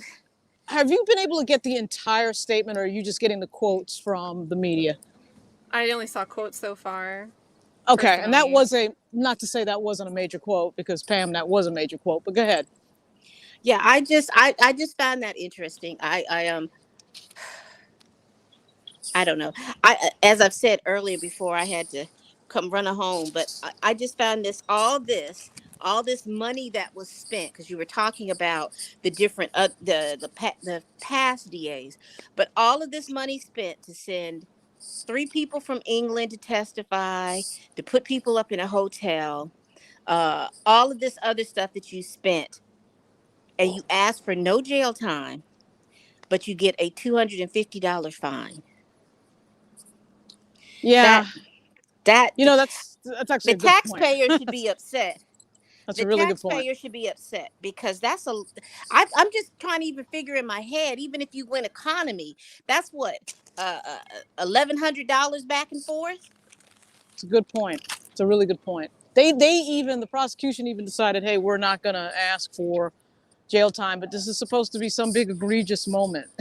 You know, it is a really interesting point. Well, all the Really good headlines point. are, he avoids jail time. He escapes jail time. They're using these big, colorful words. Wow. He escapes Wow. jail time. Wow. And that Well, makes no sense to me, because it's like, it looks like you would have stood up and say, Your Honor, this man is from September 2022 to that night was a buildup. He is going to be a menace to society. He needs a year in jail to do this. And you don't stand up and say any of that. That boggles my mind. That's a What really were we good here for? I remember Kevin Porter had I think Kevin Porter had the exact same charges, and it was a 6-month sentence, which is why I was expecting 6 months. But that's a really good point. Yeah, I think I he mean, had a felony charge relating to, because of the supposed fracture, that they took some of the charges out but left the strangulation, because they had to walk back the fracture that was just a congenital defect that Kaiser Gondrezick already had. Right. And they got Right. called out on, they had to change the charges. So his charges were a little bit worse, but because of that bad investigative work and then jumping the gun at the bond hearing, laying out Right. details that didn't actually occur, that they never actually had evidence of. So. Right. And they had a girlfriend repeatedly saying that nothing happened. I think actually what they were doing, and remembering that these two people are very large, they're both, you know, professional basketball players. I actually think what they did was they were probably, you know, doing what guys and gals do, and I think they fell off the bed. I actually think that's what happened, because it clearly, they were never very specific about what exactly happened, and I think they were just embarrassed to say. She said she was standing on the bed. And, you know, like, that's Yeah. like bouncy, right? It's depending on the type Right. of springboard in the box Right. frame. It's not stable. Right. And when I heard that, I thought, you know, they were just playing around and fell off the bed. And so but whatever it was not domestic violence. I mean, so, and her saying that repeatedly matters, you know, so I just could not believe, you know, that went as far as it did. But, you know, there's certainly a pattern here of if somebody's famous, we're going to use that to amplify some of the talking points. And I'm sure that Sanctuary for Families is doing God's work for the most part, right? They're probably doing really good work. They're one of the biggest domestic violence places in Manhattan. But if you read their Glassdoor ratings, which I'm about to do a thing on, there's some very interesting things that are said that are kind of, there's some commonalities about some of the criticisms. And one of them is that there's a PR feature to what they do that isn't, quote, justice or the right thing to do. So I'll get more in detail with that. But as far as the Majors case, I will. Again, I'm sure that for the most part, they're probably a great group. But on this case, there's something that's going on here that I think is not right. So it's an amazing thing to watch. I mean, it really is, because there's some serious, serious crimes in New York. And I cannot believe this thing got as far as it did on a first-time offender. Unheard of, absolutely unheard of. Yeah, I completely agree. Check it out. Rolling Stone. Majors arrived in court with girlfriend Megan Good reading his Bible before proceedings began. Some of Majors' fans and online supporters, several wearing red beanies. Oh, they got the shout out. Presumably wearing red beanies in a show of solidarity, were escorted into the courtroom by one of Majors' attorneys. The actor greeted and hugged them when he entered the room. So to clarify, most of that's fairly accurate.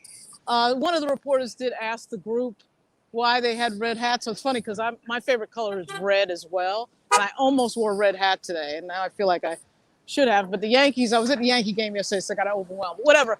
When Mr. Majors came into the courtroom, he shook hands with everyone in the row behind him, which is not really the row behind him because he has to sit with his attorney in the front. But when he first came in, he's like in the first row, and then he gets up and goes into the front of the courtroom. But at any rate, he shook hands with all of us. With Danny, said thank you. He recognized Dre. He recognized everybody, and he just said like thank you really, really nicely. And it was sweet. It was really nice. I just wished him good luck, and it was nice. It was nice of him to do. It's so important to have people like in your corner. Like, Right. obviously it's virtual, but there's still, like, someone out there that doesn't just think that you strangled somebody. Exactly, and we always have to remember too that the entire world is against them. The media is against them. The culture of the sort of cancel culture we have, and the justice system has always been against the cohort that he happens to belong in.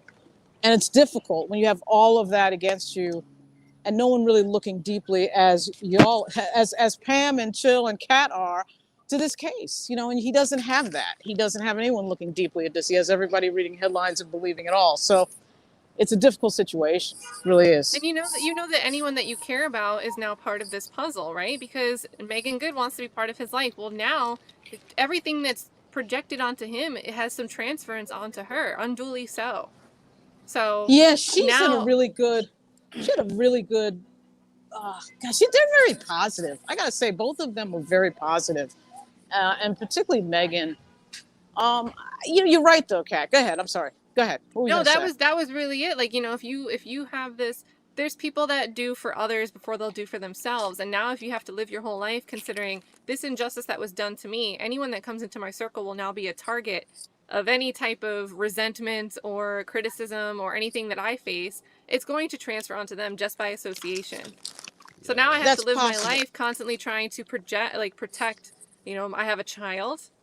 I have the mother of my child. I have my family members. I have good friends. I have Megan Good, my girlfriend, my partner. Like, all of these people that I keep in my life have to deal with the repercussions that I don't even deserve. It's a good point. I mean, it's possible that at some point, and this is why I think sticking to the facts is always really important. And one of the biggest facts, and as you can see, I keep rolling the video, is that this woman chased him down the street for block after block and is claiming she's afraid of him. It just makes no sense. It makes no sense. What we have on film makes no sense. And so I'm just sticking to the facts, and that's it. And the facts of this case don't add up to what this moment has become. You know, in a 2-week trial on a misdemeanor. Oh God, I cannot tell you how unusual that is. And I think most attorneys, even prosecutors in New York, would tell you what's unusual. Yeah. Yep. This other part on the Rolling Stone article says he is also barred from owning or applying for a license to obtain a firearm. Was that stated? I did not hear that. That's just probably in New York State, unless it's reciprocal in whatever state he lives in. So she but put that that's a just to pepper. statute. She didn't put that in quotation, so it's not like the judge said that and he announced it. Hey, by the way, you can't get a firearm. It was just like he might have. He might Yeah? have said it. He might have said it. Yeah, he ran down a bunch of stuff. The reason I'm unclear on that is that about 10 minutes to the end, I got up and went to the hallway to get video of Jonathan leaving. So he may have said it after I exited, but Danny would know. What he did say also is that there's a standing restraining order, which, you know, I thought that was interesting. He kind of stuck on that for a while, that he's got to stay away from. He can't text her. He can't social media her. He can come into no contact. And I thought, not that that's ever going to be an issue. I just thought it was interesting, you know, that there's Someone a will restraining hear order. that and think it needs to be said for a reason. They'll think he's saying it because something happened. Someone will make an inference that isn't necessarily Probably. there. That's probably right. That's probably right. And I thought it was interesting. There's a lot of, you know, sort of official stuff that was read that just goes along with that particular charge that is built into New York state law. But I did think in general, the mood of it was, this is going to just be, you know, a 52-week program. I thought it was going to be a 6-month program, but okay, a 52-week program and in person. And it is noteworthy, like you mentioned before, Kat, that they did not push for jail time. And Daisy had said up above, Daisy pulled that his first compliance date is going to be September 13th. So it seems like this isn't like your typical, when someone's really doing something serious and they're on probation, that's usually a faster checkup than 5 months away. So his first check-in for compliance is 5 months away. That's almost halfway through his term, his sentencing term.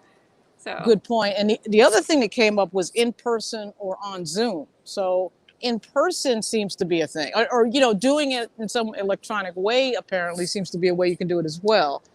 But there was some push with regard to in person. It has to be in person. There seems to be a feeling in there Inconvenience him, make his life difficult. Exactly right. Exactly right. Exactly right. Exactly I think right. that goes to the protective order. To me, that's administrative, right? So this whole firearms thing, guys, this is New York. So New York, when Alvin Bragg took office, he expanded the scope of what types of charges could be considered a DV charge when it involves a domestic partner. He expanded the list. And if you are convicted of something, and no matter what level of severity, just administratively by statute now, you are barred from owning a firearm, having a firearm license in the state of New York.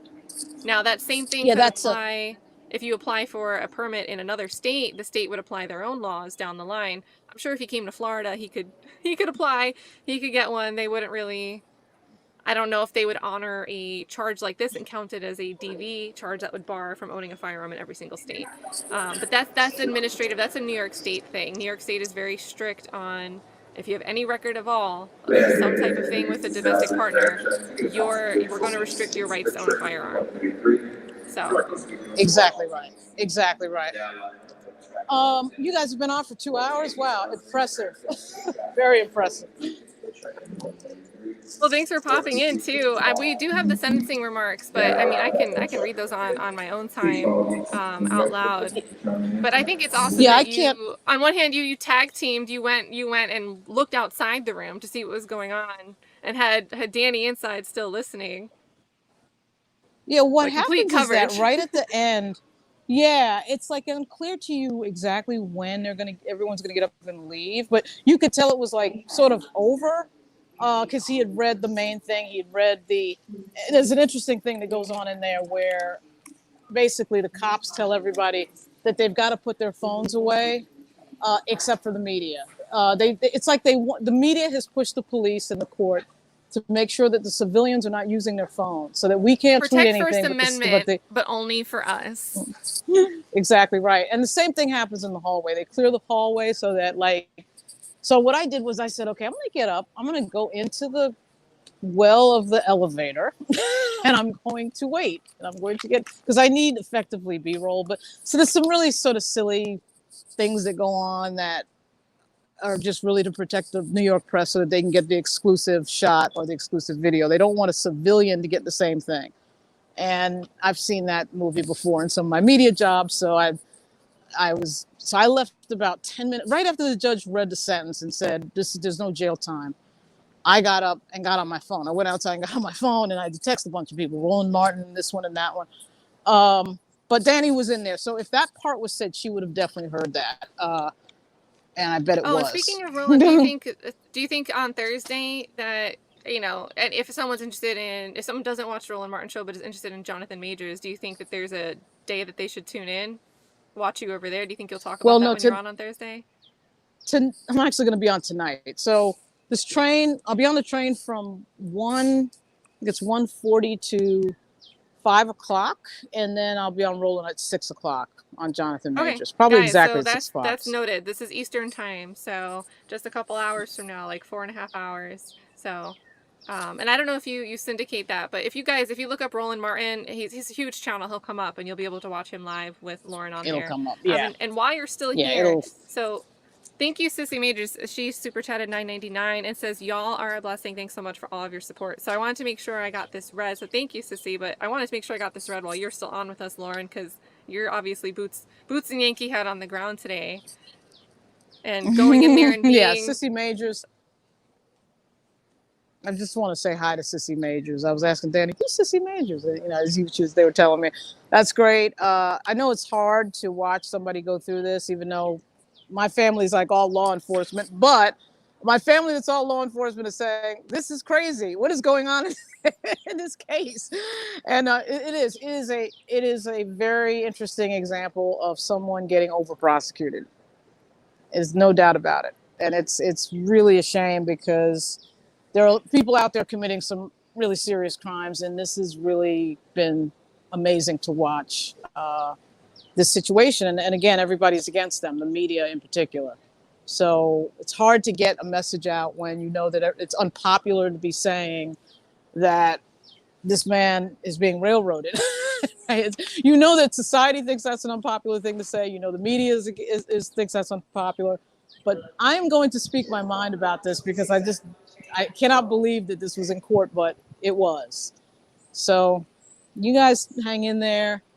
I'll be on at 6 o'clock and I'll probably throw out a video. I got to do my taxes tonight, so that's going to hold me up a little bit. But I'll probably do a video late tonight. I was like, oh God. All right. Totally That's great. understand. So 6 great. p.m. That's great. Roland Martin show. It's really easy. Just search the show and you'll see the live right at the top of the YouTube channel when Lauren's on there. Thanks for popping in and get some glasses. You're gonna have to borrow someone else's. No.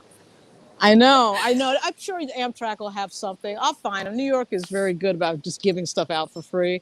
So I'll find them, and thanks. I'll see you guys soon. You're doing a great job. There's some other stuff I got to tell you off the record, but we'll talk about that offline. Cool. All right. And guys, if you aren't already following, it's Lauren Victoria Burke is the name. You can put it on YouTube, pull her channel up. I'll update this description on replay. But I'll also, if you follow me on X, I'll retweet her content when she gets to edit and publish it. So that way you guys can all see it. And Sissy says hi again and thanks so much. So before you pop out, one more from Sissy. Sissy, thanks a lot. Thanks for following me on Twitter, and I followed you, or X. And so I'll see you guys soon, okay? Okay, thanks, Lauren. Bye. And then Thank shout you. out to Bye-bye. to Barbara Open Hope as well. Thank you for your $30 super chat. Now, Barbara, if you guys have been watching a lot of this coverage, Barbara's like our resident jokester. She's so funny in the chat, very observant. But behind the scenes, she also is very quick. She'll send me messages that say, hey, did you see this update on this case? And not just this case, but other things. Or did you see this detail? This is interesting. So she's one of the people, you know, she comes in, she'll joke that Daisy's here, she's bringing homework for the class. But Barbara's also behind the scenes, bringing a lot of information together. And I appreciate your super chat, but I think show Barbara some love in the chat, you guys, because she's helped bring a lot of interesting details forward on this case. Courtney Clenny, even the Dak Prescott stuff. So again, just because you're not on video doesn't mean you aren't out here contributing to the information, getting where it needs to be. So thank you so much, Barbara. I always appreciate you for your commentary, but that was really nice of you as well. Then PM, your bird's chirping. Do you guys want to read the statement from... You can hear those birds? Because I barely hear them.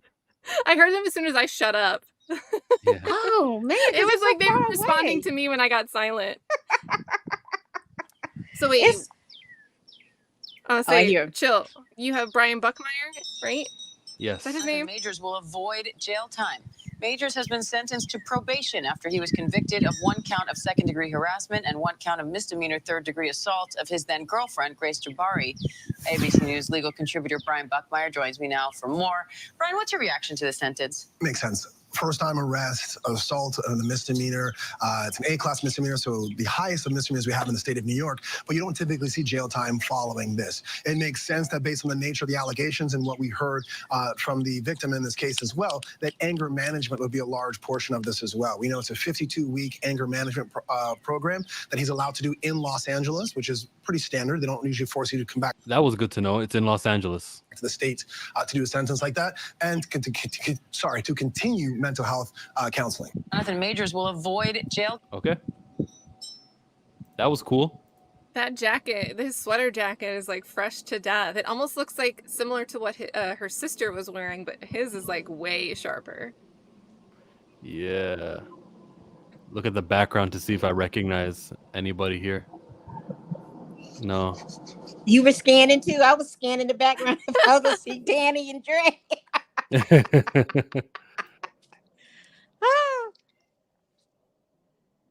No, I don't see them. It was reported just a second. Nice coat.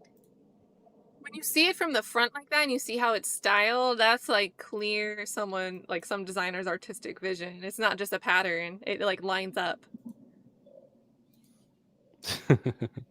I think Uzumaki might have joined late. I think Victoria was probably yelling stuff because some of her reporting was talking about his outfit and how he had the Bible and how Megan was there.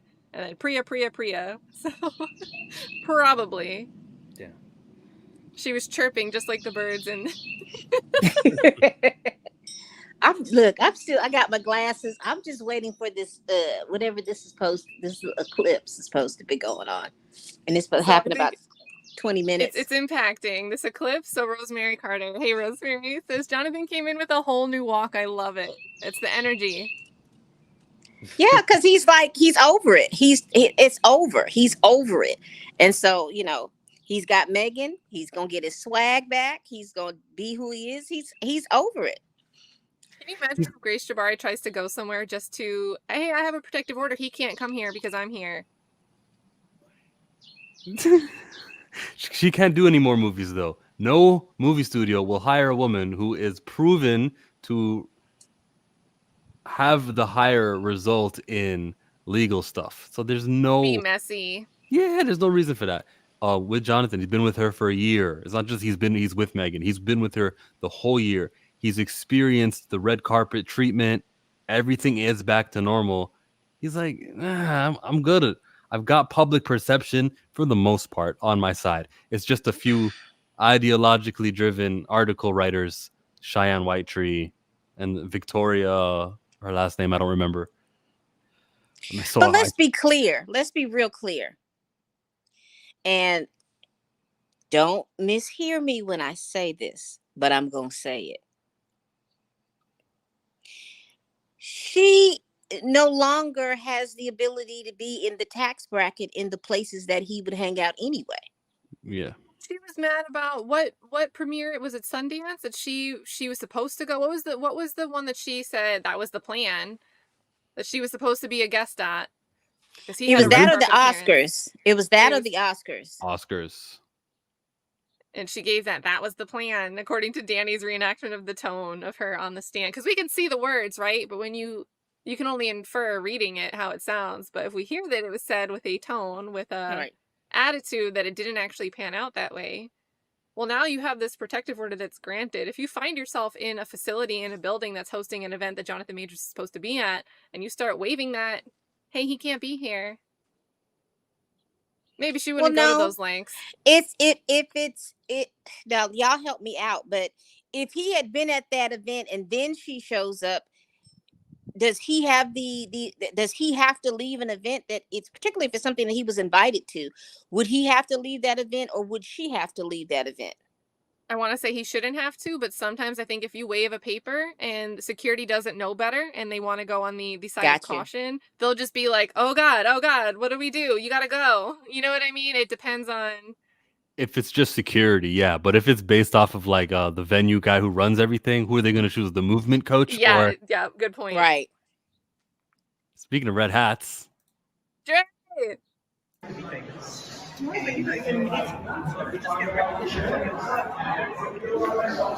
That's that part. I do think it's a selfie video of gratuitous Dre Mac. You know? I was gonna say, I thought he was here. That's him checking somebody out, y'all. There's somebody in that video. Let's figure this out and we'll figure it out. Right in the back. Right, there's somebody. Let's check it out. Did he put a caption? I think it might just be a selfie. Oh, okay. I can tell where he is though. I can see where he's recording from. Okay, so Chill already messaged to say To let him in? All Yeah, right. I tried to invite the man in. They're probably like trying to deal with navigating and getting around because I can imagine it's probably all bustling because of the eclipse. Like everyone's leaving work, or like people have an excuse to leave work, right? You're gonna be like, oh, we're leaving early for the eclipse. Can you imagine what like rush hour is today at 1 o'clock instead of 4 and 5? So, and they're in the middle of all of that. Yeah. I want to hear. Can you play this? I just want to listen to know if they yelled anything at him when he was entering. You hear it?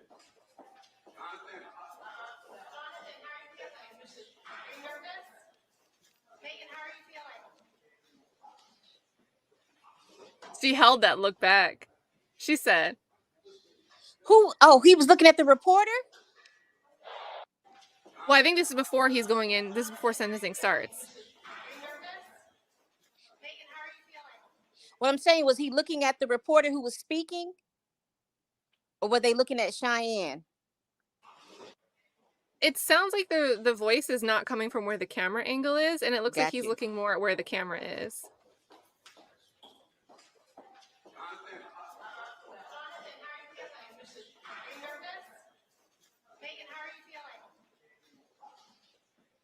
Or he's scanning the room. He kind of looks like you can see him look and see who's all there. I can't make it out. Yeah. I don't think it was just like, are you nervous anyway? It wasn't like some weird object mention. Are you writing a poem? Yeah. Let me pull this up. And I think the pages there's 3 pages. So it looks like Lauren got to just go take a picture of what the defense team had with them. But it says Major's sentencing remarks. The jury acquitted Mr. Majors of all intentional charges, and for that we are grateful. He stands before this court convicted of an unintentional, reckless misdemeanor and a violation which is not a criminal conviction. While Mr. Majors respects the court and will abide by its decision in sentencing, as this court knows from our post-trial motion, Mr. Majors maintains his innocence and plans to appeal this conviction. In terms of sentencing, I believe, quote, and it's bolded for emphasis, all parties agree that jail is not appropriate in this case. Where do you think ABC got that bite from? Who relayed that to them? Because it wasn't, this makes it clear, it was obviously, I mean, it was suspected, right? But the information was relayed by the defense to ABC, and that's why other articles weren't mentioning it, and it's how they knew before this took place. So, I believe all parties agree that jail is not appropriate in this case. This is his first, and undoubtedly his last, contact with the criminal justice system. Great way to word that, because that doesn't imply he was actually guilty. Since his arrest on March 25th, 2023, Mr. Majors has lost all his employment opportunities to his extreme emotional, psychological, and financial detriment. Without question, and this has been the most challenging year of Jonathan Majors' life, and I believe history will show a pivotal one. As this court knows, Mr. Majors has already taken it upon himself to embark on counseling and therapy and continues to do so. We believe a sentence of continued counseling is appropriate here, and at the court's request, we have provided the information for a court-approved. Let me go back. So, this was page 3. A court-approved counselor in California who also focuses on DV. Mr. Majors is committed to growing and bettering himself as a person and accepts this painful experience as an opportunity to emerge stronger, healthier, and with deeper understanding of himself. He promises, stronger was a dangerous word there. Oh. He promises to complete whatever program the court orders with an open heart. So that means that the court is choosing it. It's not like he gets to go to my man, Kevin, who's got this little counseling office but he's my man, Kevin, so that I get to go and shoot basketball and play video games the whole session. Yeah. He promises to complete whatever program the court orders with an open heart. I understand the court wants Mr. Majors to attend these sessions in person in California, and Mr. Majors intends to do so while he's in California. However, we are optimistic that Mr. Majors will work in the film industry again soon, and he may be required to travel to a movie set, so we reserve the right to make an application to the court for an accommodation for remote sessions for any period of time that in-person counseling will not be possible. This is great little press drops right there, honestly. This is for us to read. All parties. Explain I mean, she has to argue it right to the court. You have to make a reasonable request for it to be accommodated, to be considered unaccommodated. But putting this word soon here, the judge doesn't need to know soon if we just know that you'll make the request with the court when it's needed. Why are they saying soon? So that we can think of Jonathan as an actor who is currently working and his time off the screen is not going to take forever. He's not over. Yeah, he's not over. He's not done. One might argue he never stopped. He just had to have a very slow-moving 2023. And one day magazine dreams will come out, and that'll be a good look. Well, they'll just find a buyer. But then this could impact all of that decision, right? If he's not in jail, he can do press tours, right? He can promote the movie. So if we want to buy it and make money off of it, we're in a better position to do so because he can be on a publicity tour. A little bit, maybe there's some constraints because of this program, but you get where I'm going, right? So all parties agree that this program should not impact his ability to support his daughter and family. So this is discussed already with the DA. Finally, given Ms. Jabbari's civil lawsuit against him, Mr. Majors does not wish to submit anything further or make any statement in connection with his sentence, as he understands she will attempt to use it against him in her civil case. And then in a bracket, so maybe she doesn't know if she wants to read this remark out loud. In response to Miss Jabari's statements today that she is afraid of Mr. Majors, and that because they're predicting what Jabari is going to say and being prepared to respond to it. In response to Miss Jabari's statements today that she is afraid of Mr. Majors, and that the publicity of... So it's good to know it wasn't a surprise that she popped up. Yeah. Nah, it wasn't a surprise. You know she was gonna have her moment. You knew that. So they Yep. call out that the publicity of his criminal case has harmed her. We simply point out that she has now chosen to publicly file a federal civil lawsuit against him to get his money, and in doing so that's the $75,000, guys. It's not because she's suing for that. It just puts it above that threshold for a certain district to try it. So publicly file a federal civil lawsuit against him to get his money, and in doing so, she has intentionally continued her entanglement. So she's continuing August. the entanglement with Mr. Majors and ensured that she will, in fact, remain in his life for the foreseeable future. And given that Ms. Jabbari's lawsuit shows she will attempt to use statements made by me, his lawyer, in court during his criminal case, I am reluctant to say anything further. On behalf of Mr. Majors, we thank the court officers, the court staff, and the court. Oh, I love those little digs. I love those little digs at the end. We see you, heifer. We see you. We see you. And just like she's protected, like Carolyn Bryant is protected from saying anything inside that court. Yeah, same kind of rules. There will become no ramifications from Priya Chaudhry saying those words up there. So, boom. And Juanita's got it exactly right. Priya is pointing out, what does this line of behavior? Someone trying to continue an entanglement with an ex-intimate partner through litigation. Right. What is that in line with? Sounds like an abuser tactic. Well, she said it, until I feel real narcissistic. Yes. Until I feel that you are no longer a threat. Well, who are you? What PhD do you have? How are you diagnosing? I was going to say, and like, they bring up this expert witness, right, at the trial. And remember, the defense team was just like, we don't even have any questions for you. You can go home. You showed up and you can go home. So now we have this whole thing that this is obviously pre-written by Priya Chaudhry. And I believe this part that was maybe, I believe it was read, because I think we have a quote that's from this bracketed part. So it seems like she decided, yes, I'm going to read this bit after watching this 8-minute speech or whatever from Grace Jabbari. But they're not really giving it much breath. They're not saying out loud, you're using abuser tactics against us. They're not taking that behavior of crying wolf and playing victim. They're simply hinting at it with enough for us to catch it. This entanglement, she's continuing it through litigation. And she's going to try so hard that she'll even use statements by me to attack her ex. Exactly. And get at him through things that other people are saying. That's how badly she wants to continue her entanglement with him.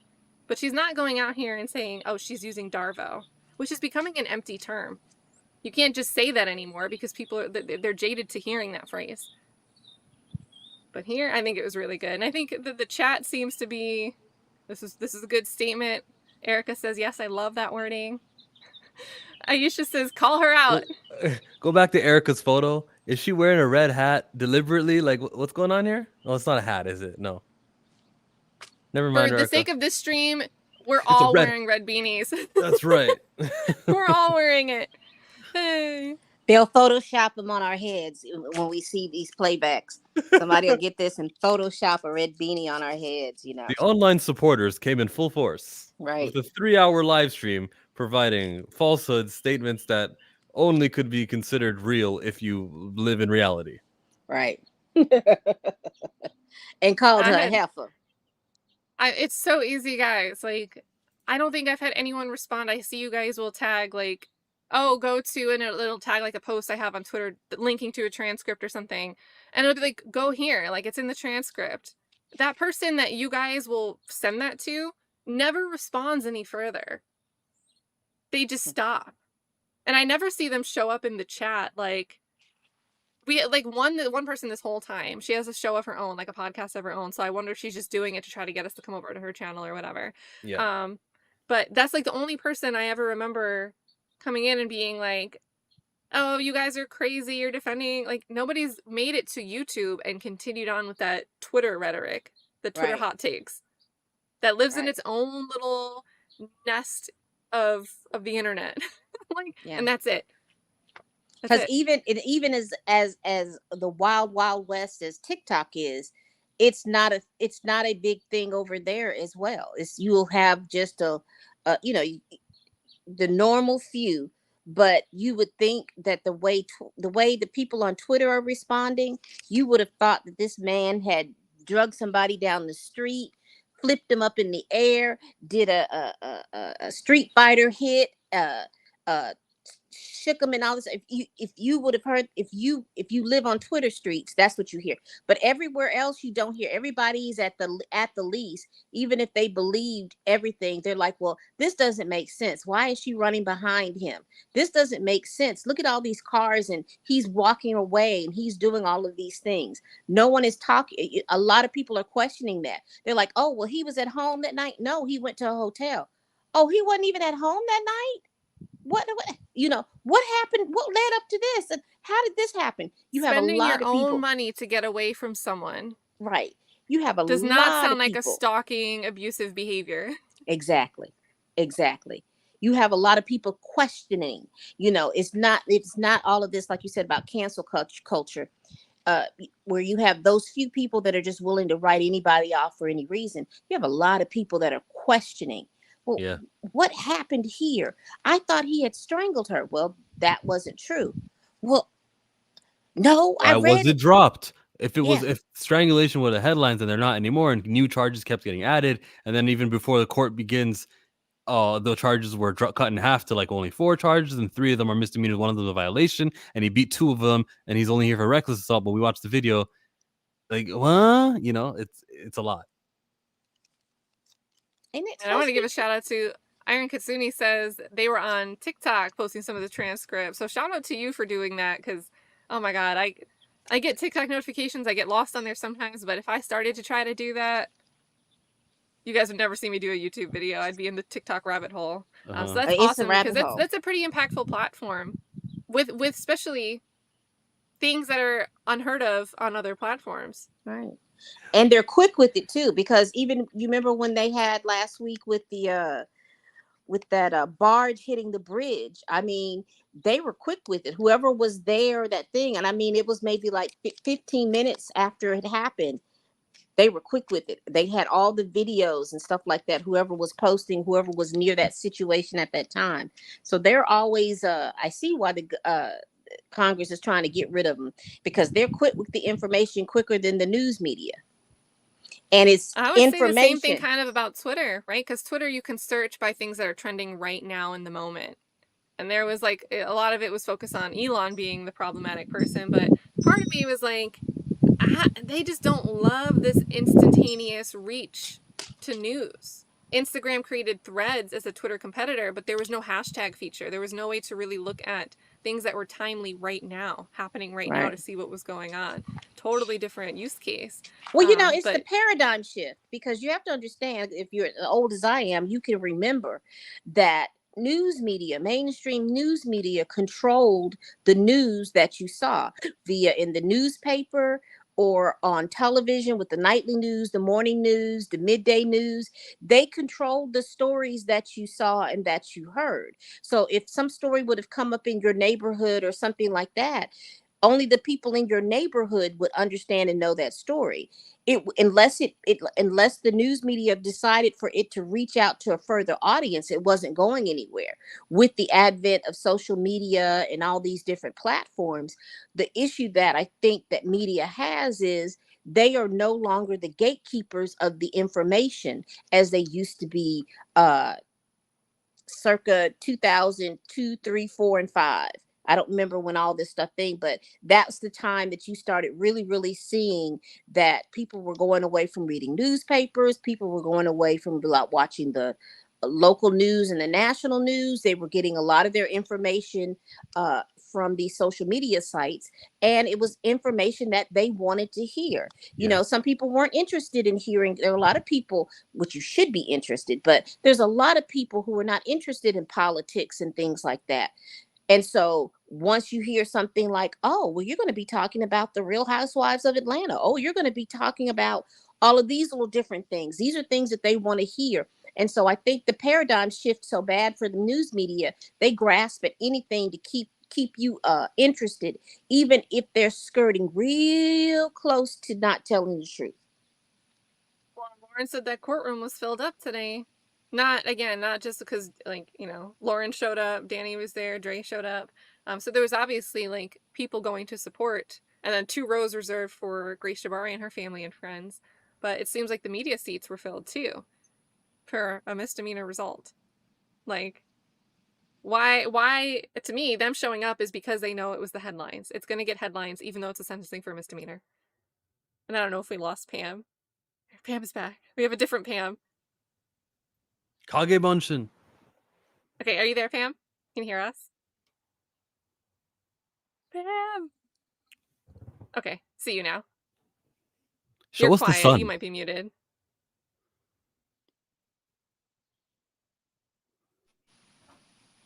I hear Can you now. y'all? Okay, I hear y'all because I couldn't hear you all. Okay, all right. What's the situation with the eclipse now?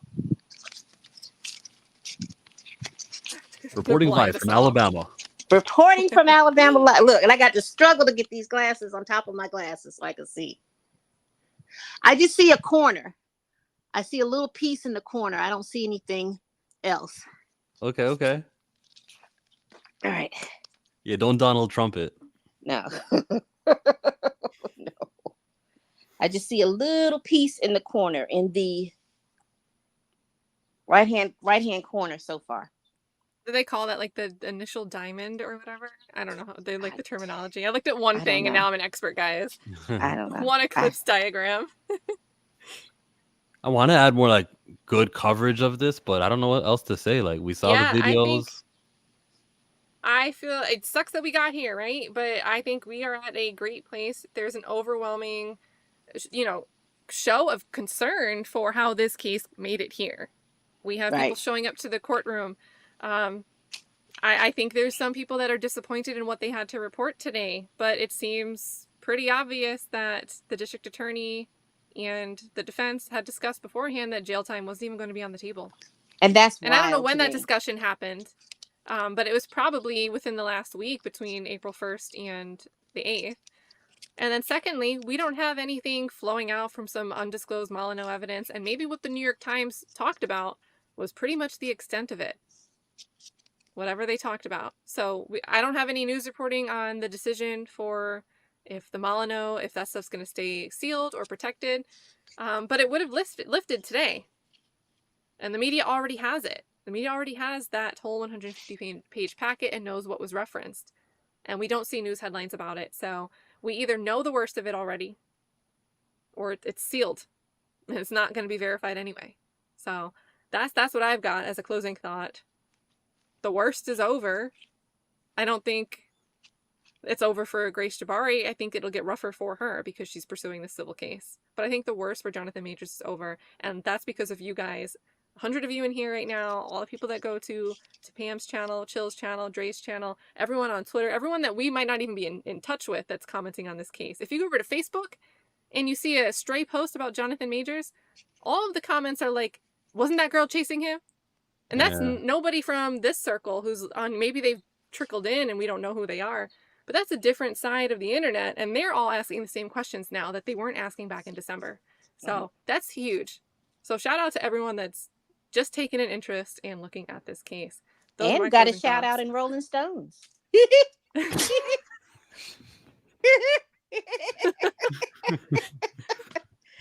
Little old YouTube channels got a shout out on Rolling Stone. That's online supporters. She wouldn't dare tell you where to find us.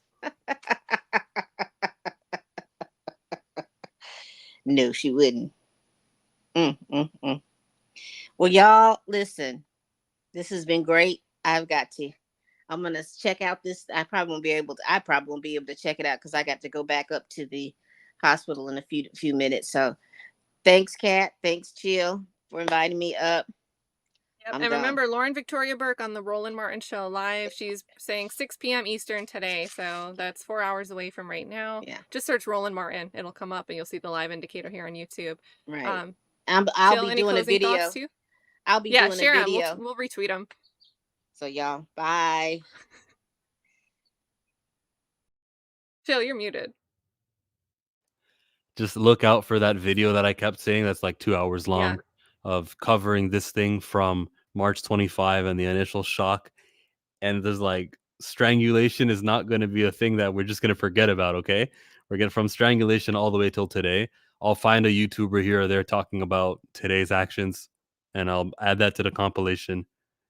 I would hope that those of you interested in watching this live stream will see that long form video as well.